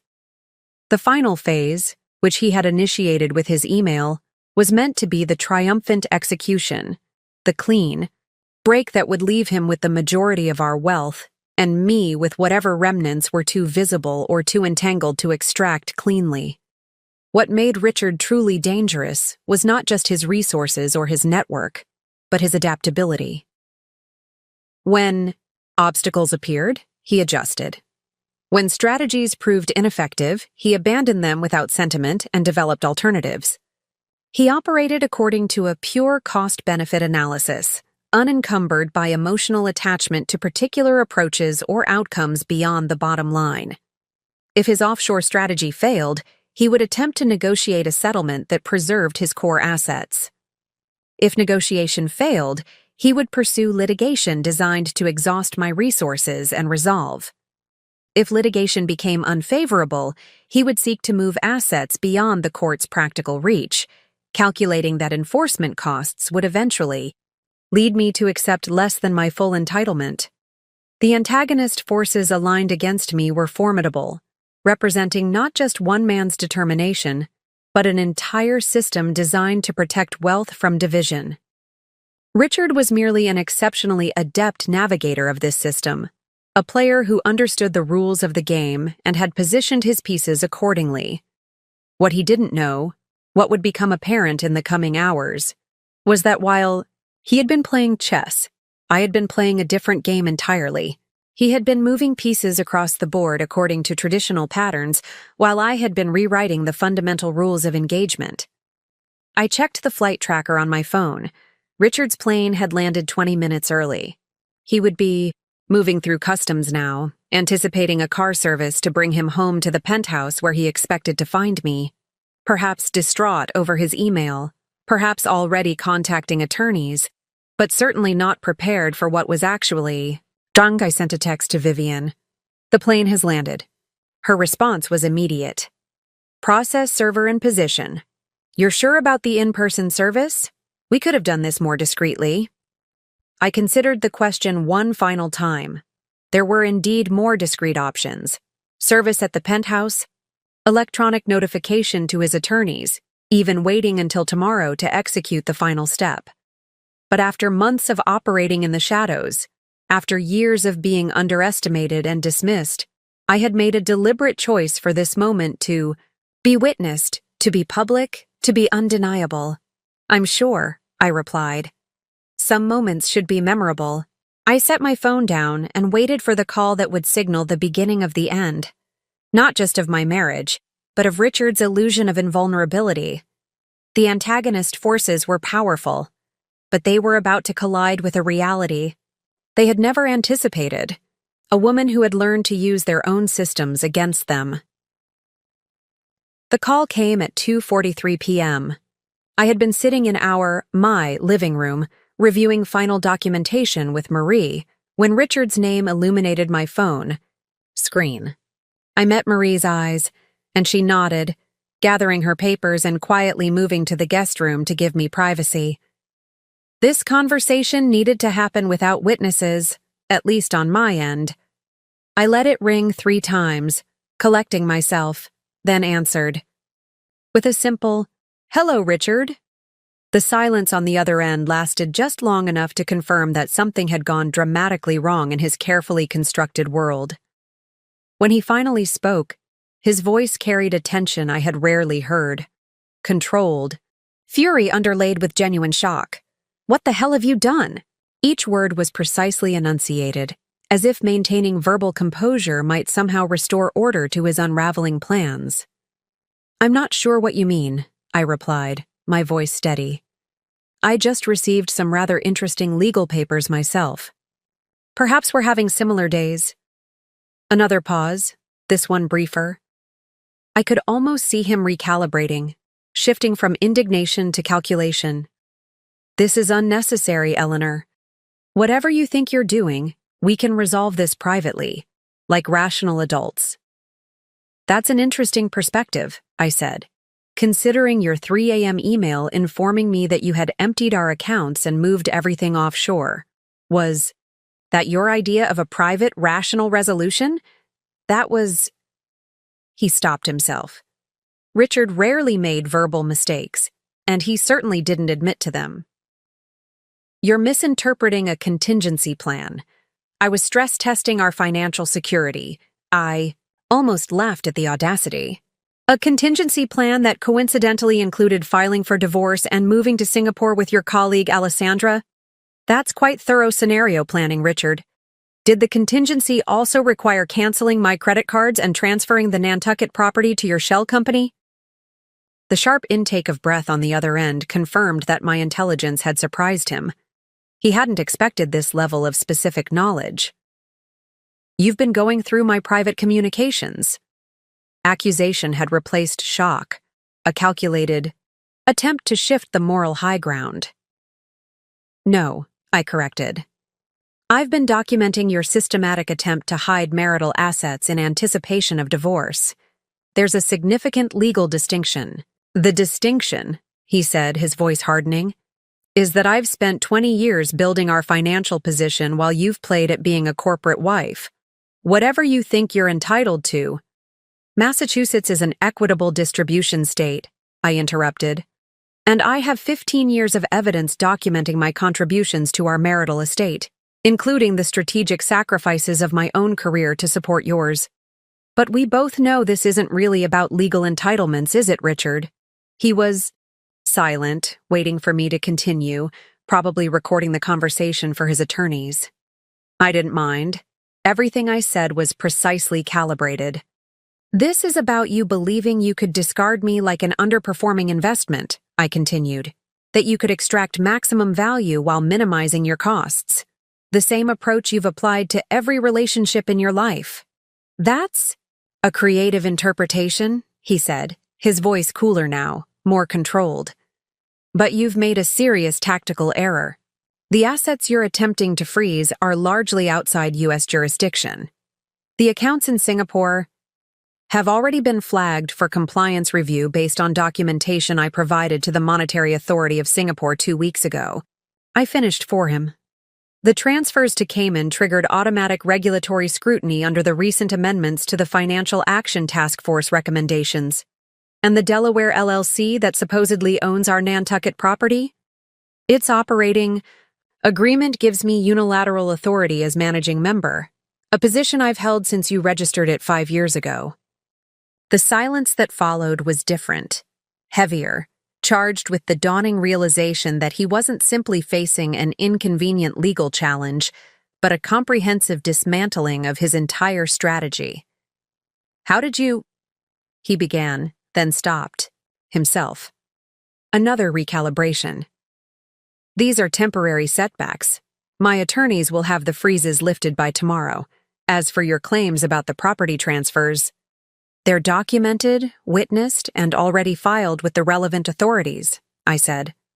Your attorney has probably already advised you that challenging them will only extend the discovery process, which would give us access to accounts you believe are still safely hidden.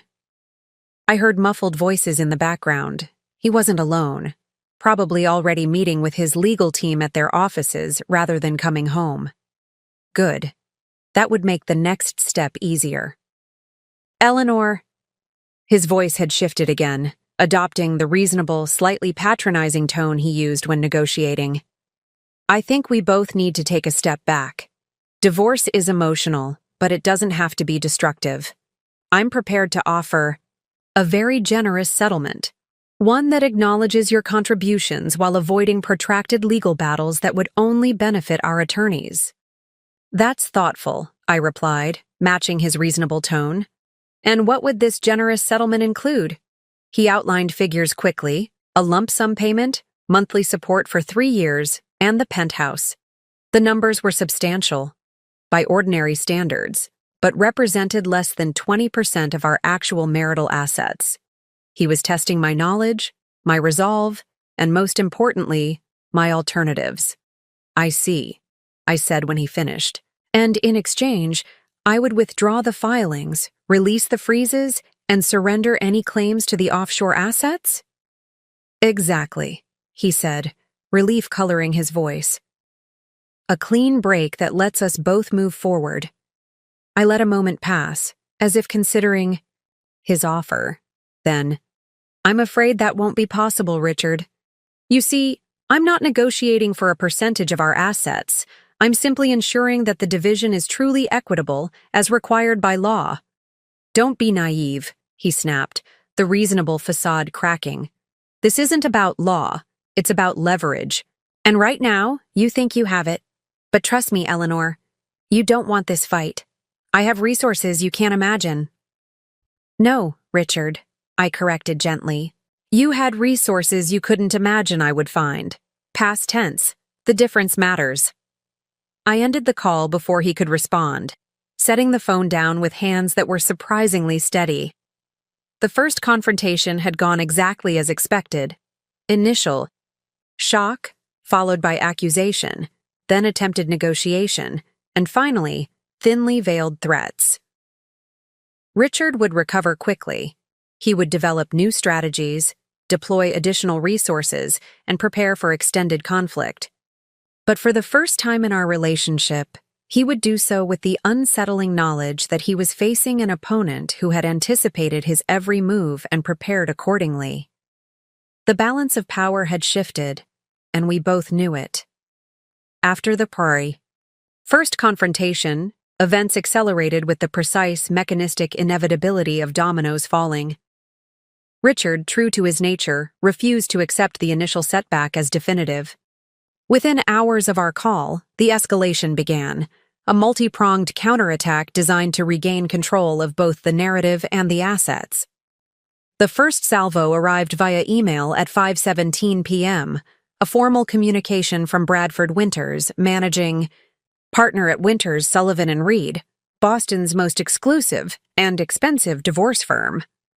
The message was a masterpiece of legal intimidation, outlining potential claims against me, ranging from breach of fiduciary duty to fraudulent misrepresentation.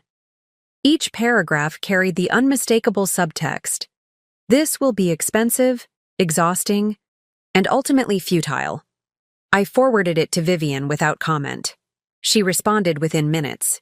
Standard playbook, ignore. At 6:02 p.m., the personal approach began. A series of text messages from Richard, each carefully calibrated to strike a specific emotional note. "Eleanor, this hostility isn't like you. Let's talk in person. We had 15 good years. Does it really need to end in legal warfare? I'm concerned about your state of mind. This vindictive behavior isn't healthy. My offer still stands, but it has a time limit. After midnight, everything changes." The progression was textbook Richard: reasonableness, nostalgia, concern trolling, and finally thinly veiled threats. I didn't respond to any of them, which I knew would unsettle him more than any reply. Richard had always found silence intolerable. It was the one response he couldn't immediately analyze and counter. At 7:43 p.m., the social pressure began. My phone lit up with a call from Patricia Ellsworth, the self-appointed social arbiter of our circle whose husband managed one of Richard's key investment funds.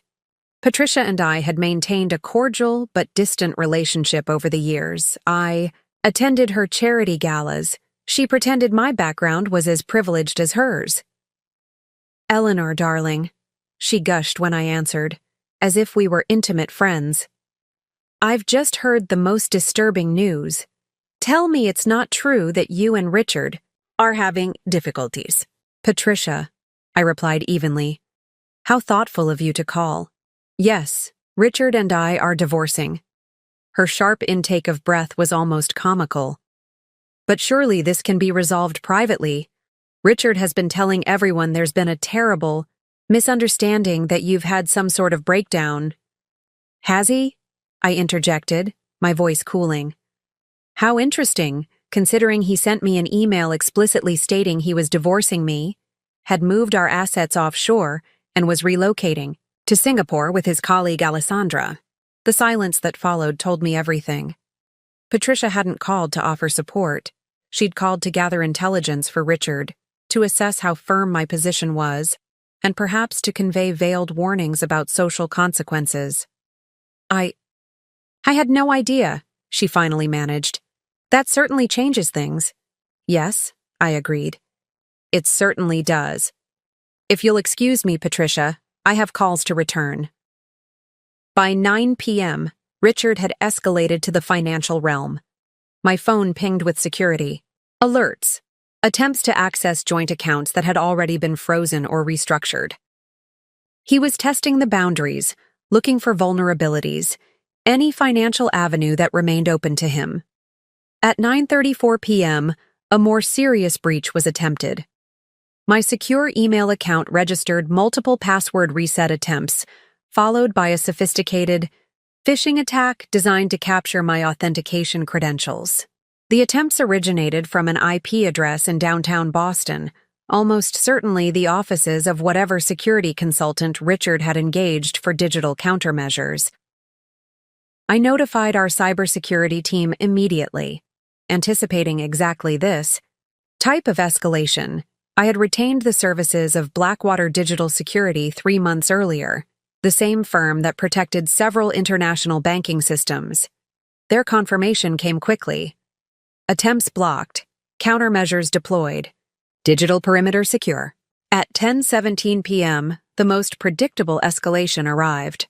A call from Richard's oldest friend and fraternity brother, James Carrington, now a senior partner at a prestigious Boston law firm. James had been my assigned dinner companion at countless social events over the years, his practiced charm never quite concealing his fundamental belief that wives were decorative accessories rather than full partners. "Eleanor," he began without preamble when I answered, "this has gone far enough. You need to call off your attack dogs." "Good evening, James," I replied. "I assume Richard asked you to intercede?" "I'm calling as someone who cares about both of you," he said, voice dripping with insincere concern. "This scorched earth approach helps no one. Richard is prepared to be reasonable, but you're forcing him into a corner. You may not like his response." "Is that a threat, James?" "It's a reality check," he countered. "You're playing a game with rules you don't fully understand. Richard has connections that— "That what?" I interrupted. "That could destroy me financially? Damage my reputation? Ensure I never work in this town again? Please, James, at least be original in your intimidation tactics." His voice hardened. "You've made a serious miscalculation. Richard won't just roll over because you've managed a few clever legal maneuvers. He's already speaking with regulators about potential improprieties in your financial activities." "You mean he's attempting to report me for the very actions he himself took?" I asked mildly. "That would require him to acknowledge those offshore transfers were intended to hide marital assets, an admission that would trigger additional regulatory scrutiny he can't afford." James paused, clearly not expecting this level of strategic thinking. "This isn't just about money anymore. Richard feels betrayed." "How fascinating," I said, "that Richard feels betrayed by my response to his betrayal. The psychological gymnastics are truly impressive." After ending the call with James, I poured myself a glass of wine and moved to the terrace. The night had turned cool, the city lights blinking below like earthbound stars. The escalation was proceeding exactly as I had anticipated in my strategic planning sessions with Vivian and her team. Each of Richard's counter-moves had been predicted, each response prepared in advance. He was operating according to his standard playbook: legal intimidation, emotional manipulation, social pressure, financial aggression, and finally, deployment of powerful connections. It was the approach that had served him throughout his career, the systematic application of leverage against increasingly reluctant opposition until capitulation was the only rational choice. What Richard had yet to understand was that the traditional power dynamics that had defined our marriage no longer applied. I had spent a year dismantling his financial advantage, documenting his legal vulnerabilities, and insulating myself from precisely the social and professional pressures he was now attempting to apply. My phone buzzed with a text from Vivian. "Second wave of emergency motions granted. All identified offshore accounts now under judicial supervision pending full discovery. Do you want an update call tonight or morning?" "Morning is fine," I replied. "Everything is proceeding as expected." I finished my wine, watching the city below continue its endless rhythm, oblivious to the high-stakes battle being waged in offices and courtrooms. Tomorrow would bring new escalations, new tactics, perhaps even more desperate measures as Richard confronted the reality that his extraction plan had not merely failed, but backfired catastrophically. For the first time in our 15-year marriage, Richard was not fighting from a position of overwhelming advantage. He was fighting from a position of increasing vulnerability against an opponent who had studied his methods, anticipated his moves, and neutralized his traditional sources of power. The escalation would continue, but its trajectory had already been irrevocably altered. Morning arrived with a clarity that matched my state of mind. I had slept deeply, waking refreshed despite the previous day's confrontations and escalations. As I prepared for my 9 a.m. call with Vivian, my phone buzzed with a notification, a new email from Richard's personal account rather than through his attorney's. The timestamp showed 4:38 a.m. Either he hadn't slept, or he had woken in the darkest part of night with a new approach. I opened it cautiously, half expecting another threat or manipulation attempt. Instead, I found something more interesting. The first signs of a strategic pivot. Eleanor, he wrote, after reflection, I recognize that we've begun this process in a regrettable manner. My initial approach was inappropriate and reactive. I propose a reset, a mediated conversation with neutral third parties where we can discuss equitable division without further escalation. This benefits neither of us, and certainly not our shared legacy. I forwarded it to Vivian with a single comment. Phase 2 begins. Richard's pivot was predictable, but still fascinating to observe. Having failed with intimidation, emotional manipulation, and social pressure, he was now attempting the reasonable conciliator role, positioning himself as the mature party seeking resolution while implicitly casting me as the aggressor. This was the Richard I knew best, adaptive, pragmatic, willing to abandon failed strategies without sentimental attachment. He had recognized that his initial approach had backfired and was now recalibrating, seeking a narrative that would preserve as much of his position as possible while appearing to take the high road. Vivian's call came precisely at 9 a.m. Good morning, she said briskly. I see Richard has discovered the virtue of reasonableness overnight. Exactly as anticipated, I replied, settling into the chair by the window. What's our current position? Stronger than yesterday, she said. Judge Hernandez granted our expanded discovery motions. Richard's team now has 72 hours to provide complete documentation on all financial holdings, domestic and international. The Cayman freeze is holding despite their emergency petition for relief. Singapore accounts remain under compliance review, which effectively prevents access. And Alessandra? Interesting development there, Vivian said, a note of satisfaction in her voice. She appears to have returned to London last night. The ticket was purchased 3 hours after Richard was served with our filings. I smiled slightly. Alessandra's retreat was unsurprising but still satisfying. She had signed on for the successful, wealthy banker with a clean exit from his marriage, not a man embroiled in complex financial litigation with frozen assets and potential regulatory issues. How should we respond to his mediation proposal? I asked, though I already knew the answer. We acknowledge it positively while maintaining our current legal position, Vivian said. Appear open to dialogue while giving away nothing substantive. The standard language is in your secure folder. After the call, I reviewed the draft response Vivian had prepared weeks ago in anticipation of exactly this pivot. The language was calibrated perfectly, professional, non-antagonistic, but maintaining firm boundaries around the discovery process and asset preservation requirements. I sent it with minor modifications, then turned my attention to my own strategic pivot. While Richard had been deploying his cascading pressure tactics yesterday, I had been quietly executing the next phase of my own strategy. With the initial legal protections in place and Richard's attention focused on regaining control of the frozen assets, I had begun the process of professional reestablishment. At 11 a.m., I had a virtual meeting with the managing partner of Barrett Forensic Finance, a boutique firm specializing in high-net-worth financial investigations. I had interviewed with them 3 months earlier, laying the groundwork for this moment. Eleanor, Diane Barrett, greeted me, her silver-streaked hair pulled back in a practical ponytail. I've been following the filings with interest. Impressive work. Thank you, I replied, though I should note that the matter remains in active litigation. She nodded approvingly at my discretion. Of course, we're not discussing specifics. I'm more interested in the methodologies applied, the comprehensive offshore tracing, the regulatory triggering mechanisms.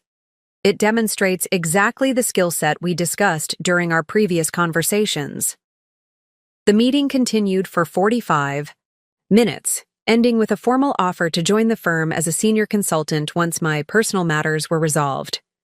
The position would not only re-establish my professional identity, but would strategically position me within the same financial ecosystem that Richard had assumed would automatically align against me. My second meeting at 1 p.m. represented an even more significant pivot. For years, Richard had controlled our philanthropic activities, directing funds to organizations that enhanced his professional image and social standing.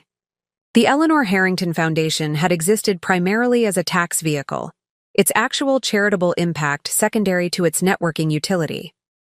Now, I was meeting with Julia Santos, a respected advisor in strategic philanthropy, to discuss restructuring the foundation under my maiden name with a completely different mission.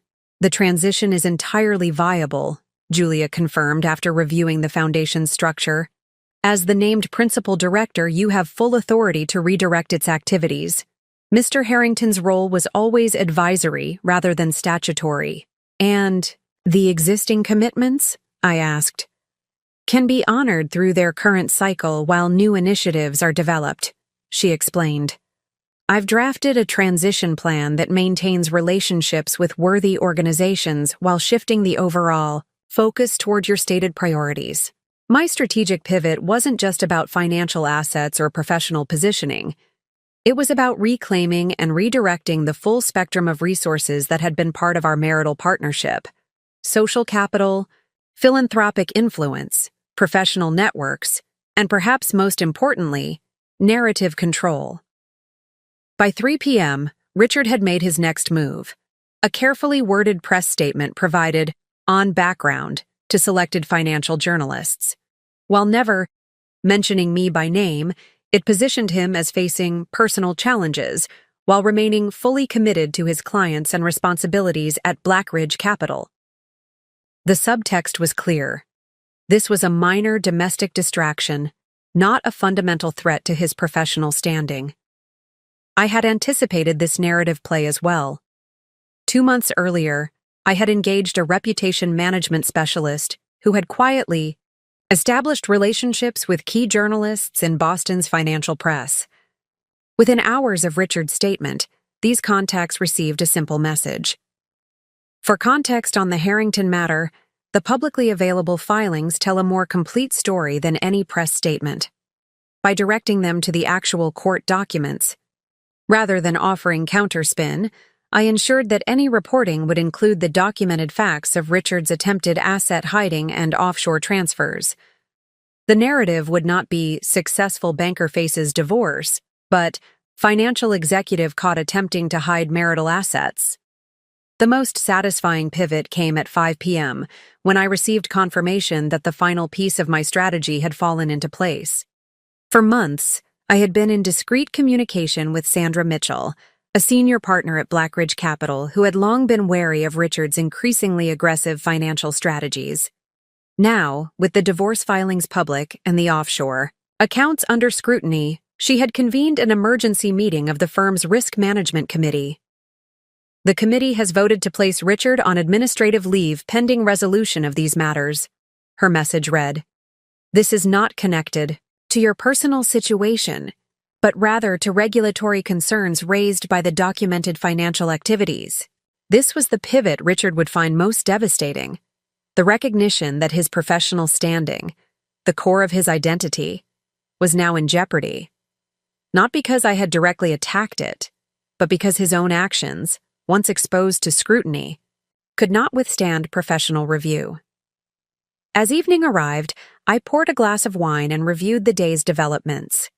Each aspect of my strategic pivot was now in motion: legal, professional, philanthropic, reputational, and institutional. While Richard scrambled to contain the immediate damage and salvage what assets he could, I was methodically building the foundation for a completely reconfigured future. My phone buzzed with another message from Richard. We need to talk in person. This has gone far enough. I didn't respond immediately. His demand for a meeting wasn't driven by a desire for reconciliation, but by the recognition that his position was deteriorating rapidly. He would be seeking information, assessing my resolve, looking for any leverage point he might have missed. "I'm available to meet with our respective counsel present," I finally replied. "Vivian can coordinate with your team." Setting the phone aside, I watched the sunset paint the Boston skyline in shades of gold and crimson. The strategic pivot was complete. What had begun as Richard's attempt to extract himself and our assets from our marriage had transformed into something entirely different. My emergence from the shadows of that same marriage, not as a victim, but as an architect of a new reality neither of us had anticipated. The following morning, I awoke to a text from Catherine. "Flight landing at 10:15. See you soon." My sister had been my first and most steadfast ally throughout this process, and now she was flying in from Colorado to provide in-person support during the crucial next phase. As I prepared for the day, I reflected on the network that had sustained me through the past year, the carefully assembled support system that had made my counter-strategy possible. While Richard had always relied on transactional relationships built on mutual benefit and strategic advantage, I had cultivated connections founded on trust, respect, and shared values.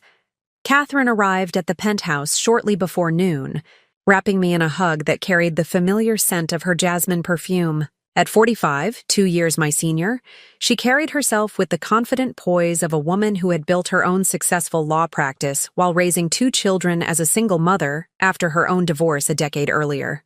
"You look good," she said, studying my face with sisterly scrutiny. "Tired but strong." "I feel strong," I admitted, helping her with her bag. "Stronger than I expected." Over lunch on the terrace, I updated her on the developments of the past 48 hours, Richard's escalation tactics, his subsequent pivot to reasonableness, the ongoing legal maneuvers, and my own strategic positioning. "He underestimated you catastrophically," Catherine noted, a satisfied gleam in her eye. "Men like Richard can't conceive of women as strategic equals. It's their perpetual blind spot." "It wasn't just Richard," I said. "It was the entire system he operates within. None of them saw me clearly." Catherine nodded thoughtfully. "Which is precisely why your support system was so crucial. You needed people who did see you, your capabilities, your resilience, your strategic mind." She was right. From the beginning, I had recognized that navigating this situation would require more than just legal representation or financial expertise. It would demand a comprehensive support network that could provide specialized knowledge, emotional stability, and strategic perspective. Beyond Catherine and Vivian, my inner circle included Dr. Elizabeth Chen, a psychologist specializing in high-conflict divorces who had helped me maintain emotional equilibrium throughout the process. Our weekly sessions had provided a safe space to process the anger, grief, and anxiety that accompanied the dissolution of a 15-year marriage, even one that had grown as hollow as mine and Richard's. "How are you really doing with all this?" Catherine asked, her expression softening. "The strategic part is clearly going according to plan, but emotionally?" I considered the question carefully. "I'm not heartbroken in the traditional sense. What hurts most isn't losing Richard. That relationship had been fading for years. It's the realization that he never truly saw me, even after 15 years. That's the betrayal that cuts deepest." Catherine reached across the table to squeeze my hand. "His failure to see you doesn't diminish your worth. If anything, it highlights his limitations." After lunch, we were joined by Sofia Rodriguez, my financial advisor, who had helped construct the parallel banking and investment infrastructure that now formed the foundation of my independent financial identity. Unlike the advisors in Richard's orbit, who prioritized aggressive growth and tax avoidance above all else, Sofia had helped me build a balanced portfolio that reflected my own values and priorities. "The markets responded to yesterday's news," Sofia reported, pulling up data on her tablet. Blackridge stock down 3% on reports of Richard's administrative leave. Nothing catastrophic, but enough to signal investor concern. This was relevant not just for market intelligence, but because part of my settlement strategy involved Blackridge stock options that Richard had accumulated over the years. Their fluctuating value would influence both his negotiating position and the ultimate financial terms of our divorce. "What's your read on their likely response?" I asked. "The firm will prioritize stability and client confidence," Sophia assessed. "If the regulatory concerns expand, or if discovery reveals additional issues, they'll distance themselves further from Richard. Their fiduciary obligations to investors will outweigh any personal loyalty." The afternoon brought another crucial member of my support system, Marcus Jenkins, the cybersecurity specialist whose team had protected my digital infrastructure from Richard's attempted incursions. Unlike the stereotype of the socially awkward tech genius, Marcus was a former FBI cybercrimes investigator with both technical expertise and strategic understanding. "We've registered continued attempts to access your accounts," he reported, his manner professional but warm. "Nothing concerning. Standard penetration testing approaches, likely from the same security firm as yesterday. Our countermeasures remain effective." "Any attempts against the documentation archives?" Catherine asked. Marcus shook his head. "The distributed storage system has proven secure. Even if they managed to compromise one location, the blockchain, verification would preserve the integrity of the records." This sophisticated digital security had been Catherine's recommendation early in the process.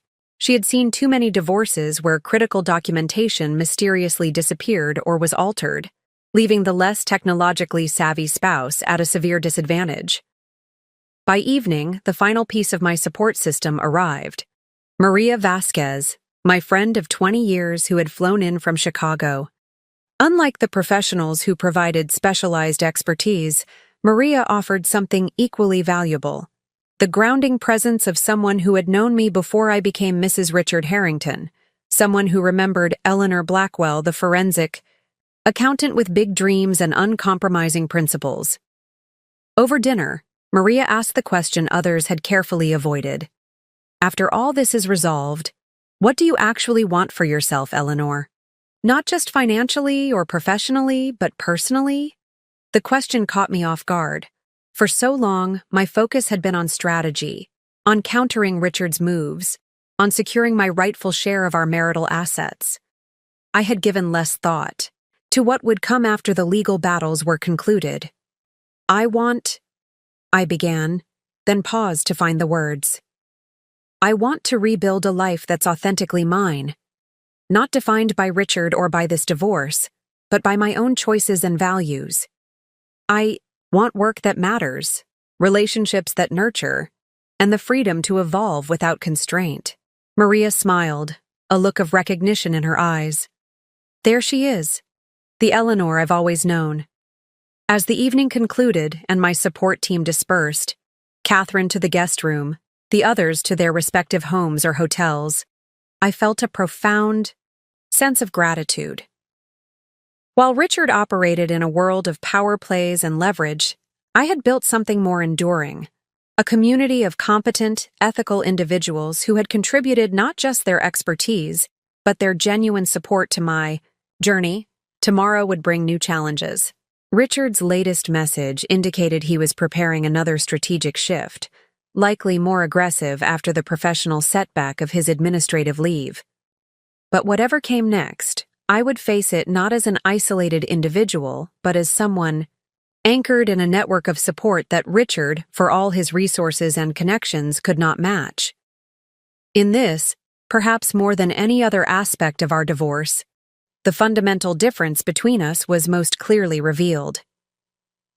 3 days later, the moment arrived for the first face-to-face meeting between Richard and me since his fateful email. The neutral ground selected for this encounter was the conference room at Gerstein Mediation Services, a highly respected firm that specialized in high-net-worth divorce negotiations. Catherine accompanied me as additional support, though Vivian would handle all legal aspects.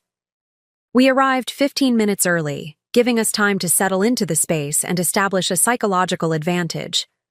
The conference room was designed for precisely this type of high-stakes negotiation, tastefully decorated in muted blues and grays, with comfortable but professional seating arranged around a polished oak table. Large windows offered views of Boston Harbor, a calming backdrop to what promised to be a tense encounter.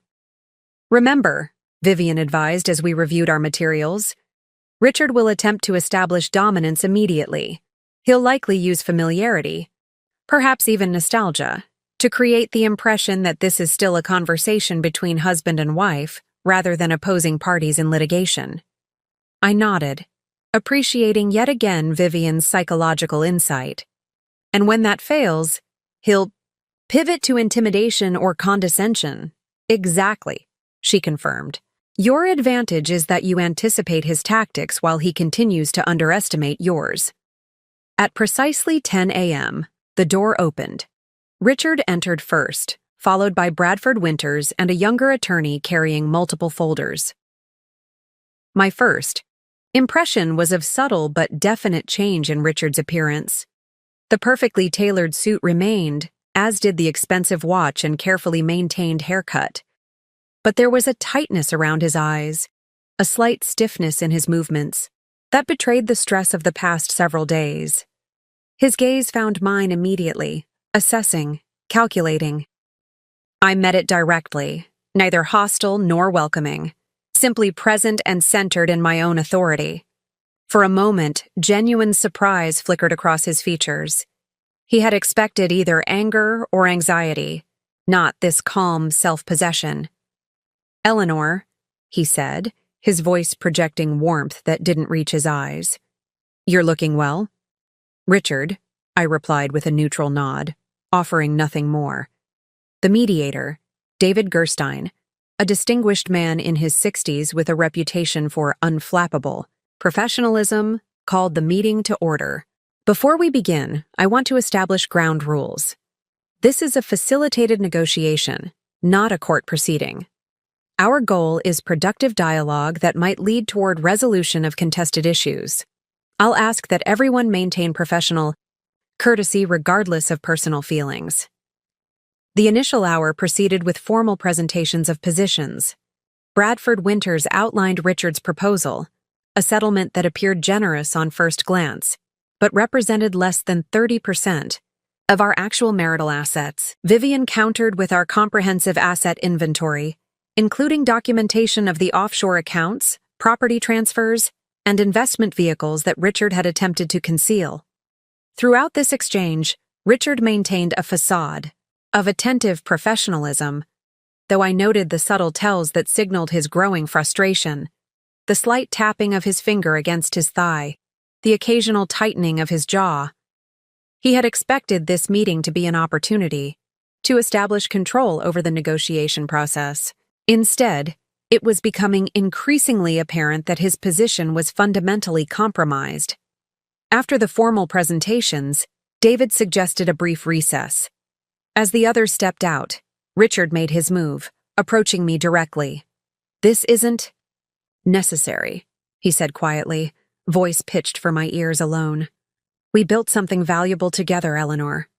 Do you really want to see it destroyed by attorneys who profit from conflict?" I regarded him steadily. "What we built was dismantled the moment you began hiding assets and planning your exit strategy, Richard. This isn't about emotion or retribution. It's simply about equitable division of what we created together." His expression hardened slightly. "You've made your point. I underestimated you. But this path you're taking, freezing accounts, involving regulators, damaging my professional standing, it hurts you as much as it hurts me. The longer this drags on, the more our combined assets will diminish." "That's a perspective," I acknowledged. "Another is that accountability isn't something to be avoided but embraced. If our assets diminish because you attempted to hide them through legally questionable means, that's not a failure of my strategy, but a consequence of yours." Richard leaned closer, lowering his voice further. "What do you actually want, Eleanor? Beyond the money, beyond making your point? Because whatever it is, we can negotiate directly. Cut out the attorneys, the mediators, all of this theater. I recognized the tactic immediately, an attempt to reestablish our former dynamic, where Richard made the real decisions while creating the illusion of joint consideration. It might have worked mere months ago, when I was still accustomed to deferring to his financial expertise. What I want, I replied evenly, is already documented in our filings. Equitable division of assets, transparent accounting of all holdings, and acknowledgement of my contributions to our marital estate. Nothing more, nothing less.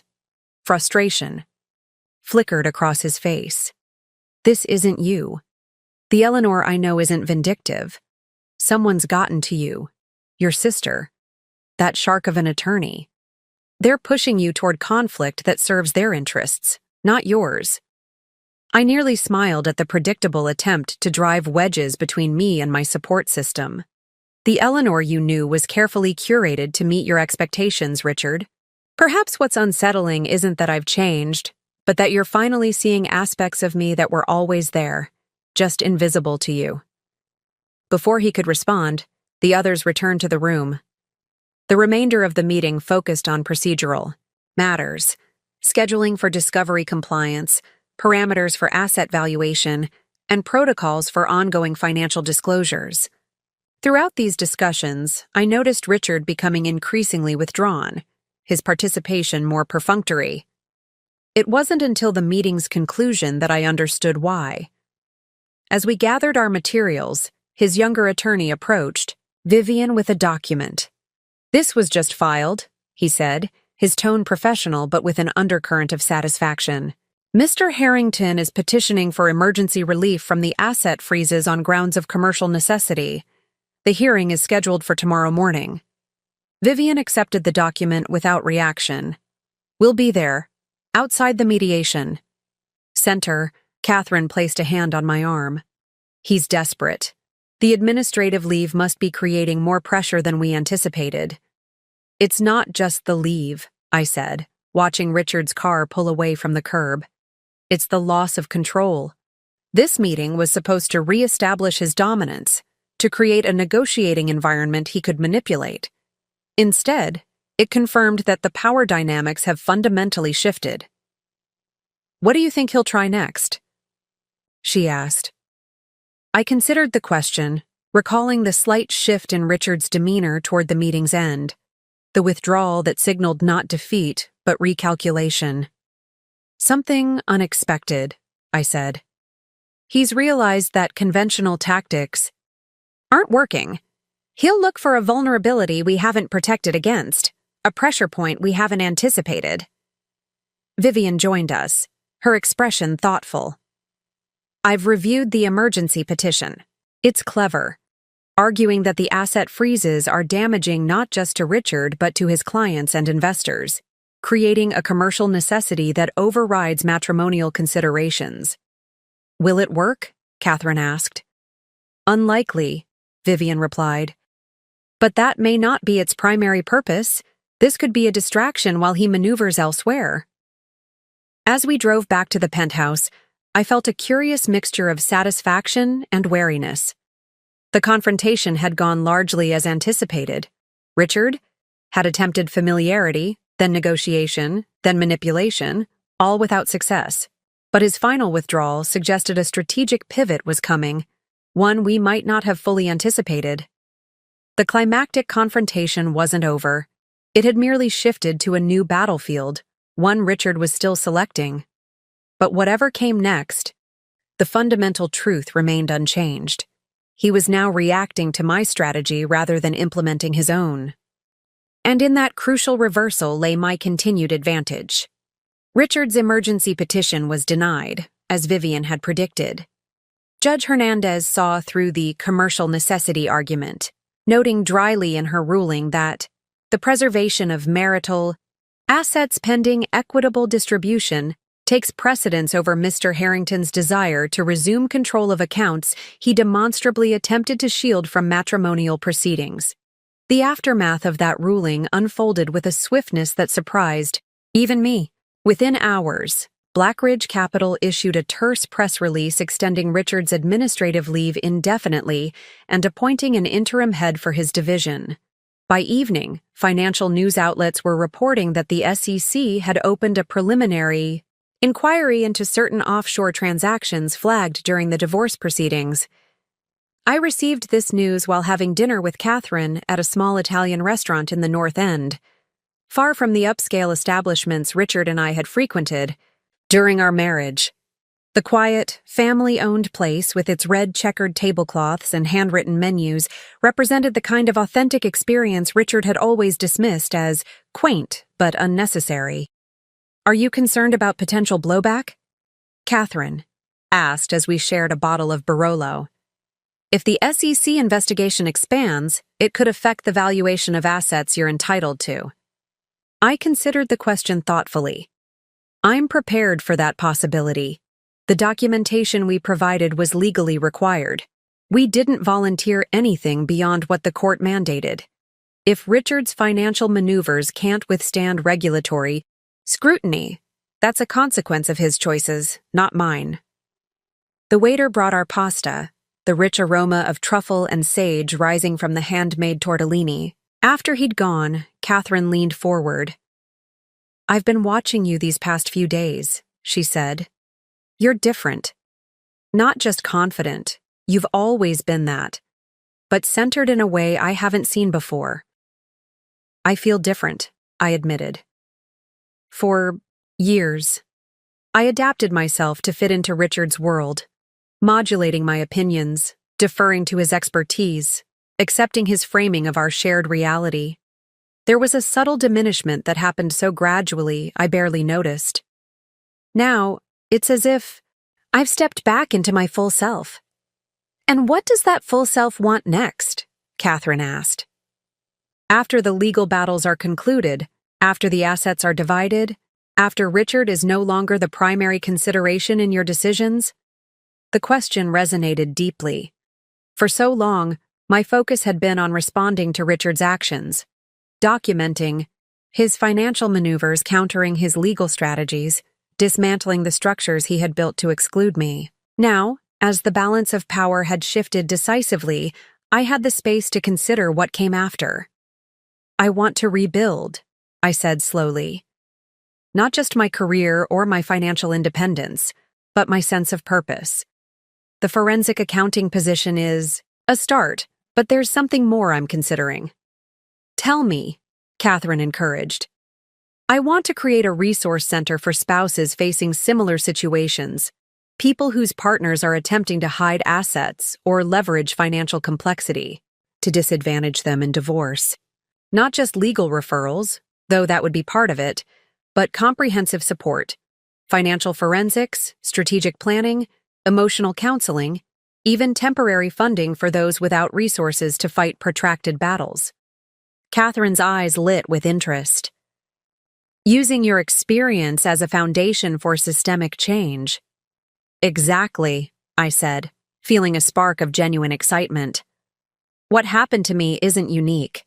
The methods may be more sophisticated given Richard's resources, but the fundamental dynamic, one spouse leveraging financial control to disempower the other, is depressingly common. Most people don't have the background I do or the resources to assemble a team like I could." "You could make a significant difference," Catherine nodded, "especially with your firsthand experience navigating these waters." The conversation continued, our planning becoming more detailed as the evening progressed. For the first time since receiving Richard's email, I was looking forward rather than responding to the immediate crisis. The shift in perspective was both subtle and profound, from survival to creation, from defense to purpose.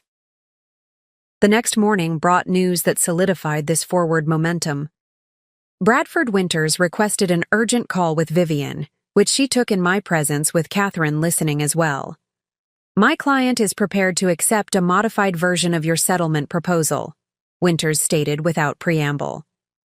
"Full disclosure of all assets, equitable division as determined by a mutually agreeable forensic accountant, and expedited timeline for completion." Vivian's expression remained neutral, though I caught the slight arch of her eyebrow. That's a significant shift. From your previous position, Brad, may I ask what prompted this reconsideration? There was a brief pause. Mr. Harrington wishes to resolve this matter efficiently and move forward with his professional obligations. The protracted nature of these proceedings is becoming counterproductive. The translation was clear. Richard's position at Blackridge was in jeopardy. The regulatory scrutiny was expanding, and his carefully constructed professional image was crumbling. He needed to stop the bleeding, even at the cost of financial concessions he had previously refused to consider. After the call ended, Vivian turned to me. This is essentially capitulation. He's offering virtually everything we asked for in our initial settlement proposal. With one notable exception, I pointed out. There's no acknowledgement of wrongdoing, no accountability for the attempted hiding of assets. That's likely non-negotiable for him, Catherine observed. Admitting to deliberate financial misconduct could have professional and potentially criminal implications. I considered this reality, weighing my priorities carefully. The accountability I wanted wasn't about public admission or punishment. It was about Richard recognizing that I was his equal, in rights, in capabilities, in determination. His surrender of the financial battle delivers that message more clearly than any forced apology could. The settlement process moved with remarkable speed after that turning point. Within 2 weeks, a comprehensive agreement had been drafted, reviewed, and executed. The terms were straightforward. Full disclosure of all assets regardless of jurisdiction, or titling, equal division of the marital estate as determined by an independent valuation, and mutual releases from future claims. Richard attended the final signing meeting in person, our second and last face-to-face encounter of the divorce process. He appeared composed but diminished somehow, the invulnerable facade cracked to reveal the human beneath. When our eyes met across the conference table, I saw something I had rarely witnessed in our 15 years together. Genuine recognition. It wasn't warmth or reconciliation, nor was it the cold calculation that had characterized so many of our interactions. It was simpler and more profound, the acknowledgement of an equal, perhaps even a superior strategist. He nodded once, a gesture that contained both concession and a certain professional respect. I returned the nod, feeling not triumph, but closure. The battle had been necessary but was now complete. What remained was the far more interesting and rewarding work of building what came next. As we left the attorney's offices for the last time as a married couple, Richard paused. "You outplayed me," he said quietly. "I didn't think that was possible." "I know," I replied simply. No further words were necessary. He turned and walked toward the bank of elevators, a solitary figure carrying the consequences of his miscalculation. I watched him go, then turned in the opposite direction, toward the future I was already creating. One founded not on reaction to Richard's actions but on my own vision, values, and newly reclaimed power. The divorce that had begun with his smug email announcing he had taken everything was ending with my calm certainty that I had regained far more than money or property. I had reclaimed myself, my voice, my agency, my potential, and that, ultimately, was the victory that mattered most. 6 months after the final settlement papers were signed, I stood at the window of my new office, watching the late afternoon sunlight play across Boston Harbor. The space was smaller than the penthouse Richard and I had shared, but infinitely more reflective of my personal aesthetic. Warm woods, comfortable seating, art selected for meaning rather than investment value. Most importantly, it was entirely mine, a physical manifestation of the independence I had reclaimed. The Blackwell Center for Financial Empowerment occupied the entire 12th floor of a renovated building in Boston's Seaport District. What had begun as a concept discussed over dinner with Catherine had rapidly evolved into a tangible reality, fueled by both my settlement resources and a surprising groundswell of support from unexpected allies. Sandra Mitchell, now promoted to managing director at Blackridge following Richard's negotiated departure, had become an early and enthusiastic board member.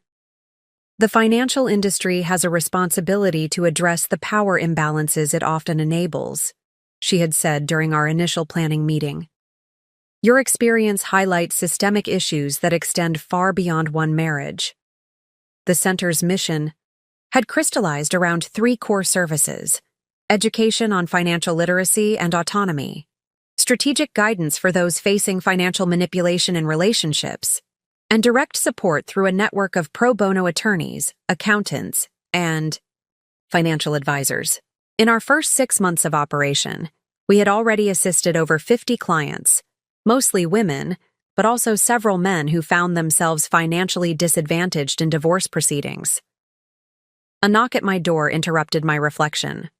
Julia Santos, who had transitioned from philanthropic advisor to the center's executive director, entered with a tablet in hand. "The quarterly numbers are impressive," she said, taking a seat in one of the comfortable chairs facing my desk. "Demand for services is outpacing our projections by almost 40%. "We need to expand the advisor network," I noted, joining her, "especially for complex cases involving international assets or sophisticated hiding techniques." Julia nodded, making notes. "I've scheduled meetings with 3 forensic accounting firms next week. Also, the educational workshop series is consistently at capacity. We should consider adding additional sessions or perhaps developing online modules." As we reviewed operational details, I felt a deep satisfaction that transcended the professional accomplishment. The center represented not just a productive use of my skills and resources, but a transformation of my own painful experience into something constructive, a system that might prevent others from facing similar struggles without adequate support. After Julia left, I found myself reflecting on the path that had led to this moment. The year had brought changes I could never have anticipated when I first discovered Richard's financial maneuvering, not just the divorce and settlement, but a fundamental recalibration of my identity and purpose. Richard himself had largely faded from my immediate consciousness. According to occasional mentions in financial press, he had relocated to London, accepting a less prestigious but still lucrative position with a boutique investment firm. The SEC inquiry had concluded with monetary penalties, but no criminal charges, a typically soft landing for someone of his status and connections. I felt no particular satisfaction or distress at this outcome. Richard's trajectory was no longer relevant to mine except as historical context. The emotional ties that had once bound us, both positive and negative, had dissolved, leaving neither attachment nor animosity, just the clear-eyed recognition of a chapter concluded. My phone buzzed with a text from Catherine. "Just landed. Dinner still on?" My sister had become a regular presence in my life, flying in monthly to serve on the center's board and to maintain our newly strengthened relationship. Tonight, we were celebrating the center's 6-month milestone with dinner at the small Italian restaurant that had become our tradition. "Absolutely," I replied. 7:30 at Julia's. As I gathered my things to leave, my assistant appeared in the doorway. "You have a visitor," she said, her expression suggesting uncertainty. "He doesn't have an appointment, but he says it's important. A Mr. Carrington." James Carrington, Richard's oldest friend and the man who had attempted to intimidate me during the early phases of the divorce. His appearance was unexpected, but not entirely surprising. Several figures from Richard's circle had made similar approaches in recent months, discovering that their professional paths still intersected with mine despite Richard's absence. Send him in, I decided, curious about his purpose. James entered, with less swagger than I remembered, his handshake firm but not domineering. "Eleanor, thank you for seeing me without an appointment. What can I do for you, James?" I asked, remaining standing to signal this would be a brief conversation. He glanced around the office, taking in the evidence of success and stability. I'm representing a client who needs precisely the type of assistance your center provides. A complex financial situation, sophisticated attempts to shield assets. When I researched resources, your organization was consistently recommended. I raised an eyebrow, genuinely surprised. You're seeking our services? For a client? He nodded, a rueful smile briefly crossing his features. Ironic, I know, given our last interaction. But my practice involves representing clients on both sides of these situations.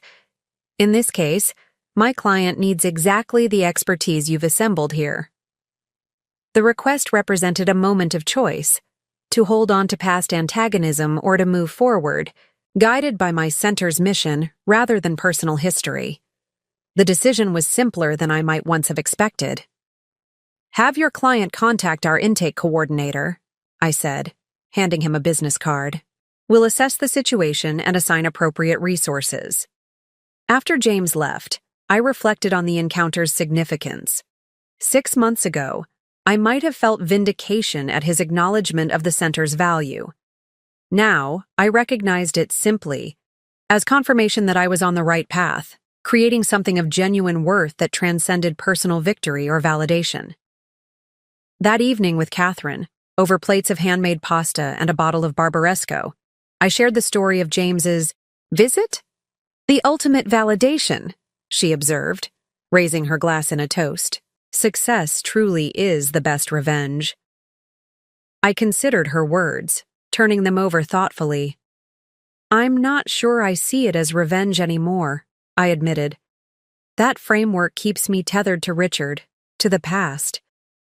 What I've built isn't about responding to him. It's about creating something new that might never have existed if our marriage had continued. Catherine studied me with the insight of someone who had known me my entire life. That's the most profound freedom, she said softly.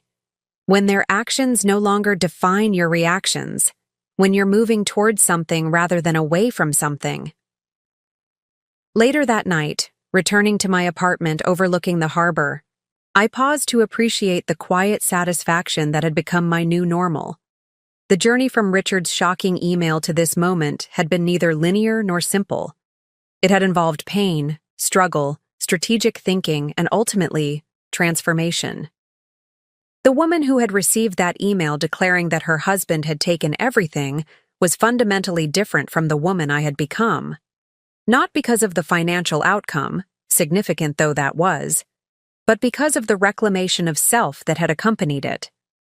I had discovered resources within myself, strength, strategic thinking, resilience, that might have remained dormant in the comfortable but constrained life I had lived as Mrs. Richard Harrington.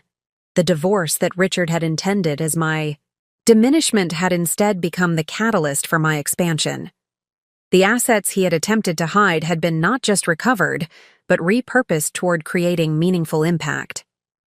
And the future he had assumed would leave me struggling had instead opened into new possibilities I was only beginning to explore. As I watched the lights of the harbor, I felt neither triumph nor bitterness, but something rarer and more valuable. Genuine peace. The kind that comes not from winning battles, but from choosing the right wars, and sometimes from refusing to fight at all in favor of creating something entirely new. The text message Richard had sent, believing it would devastate me, had indeed changed everything, just not in the way he had intended. In attempting to take everything from me, he had inadvertently set in motion the circumstances that allowed me to reclaim what mattered most: my agency, my purpose, and my authentic self. That was the story I carried forward, not one of revenge or victimhood, but of transformation and renewal. A story still being written, one decision, one day, one purposeful action at a time. Up next, you've got 2 more standout stories right on your screen. If this one hit the mark, you won't want to pass these up. Just click and check them out. And don't forget to subscribe and turn on the notification bell so you don't miss any upload from us.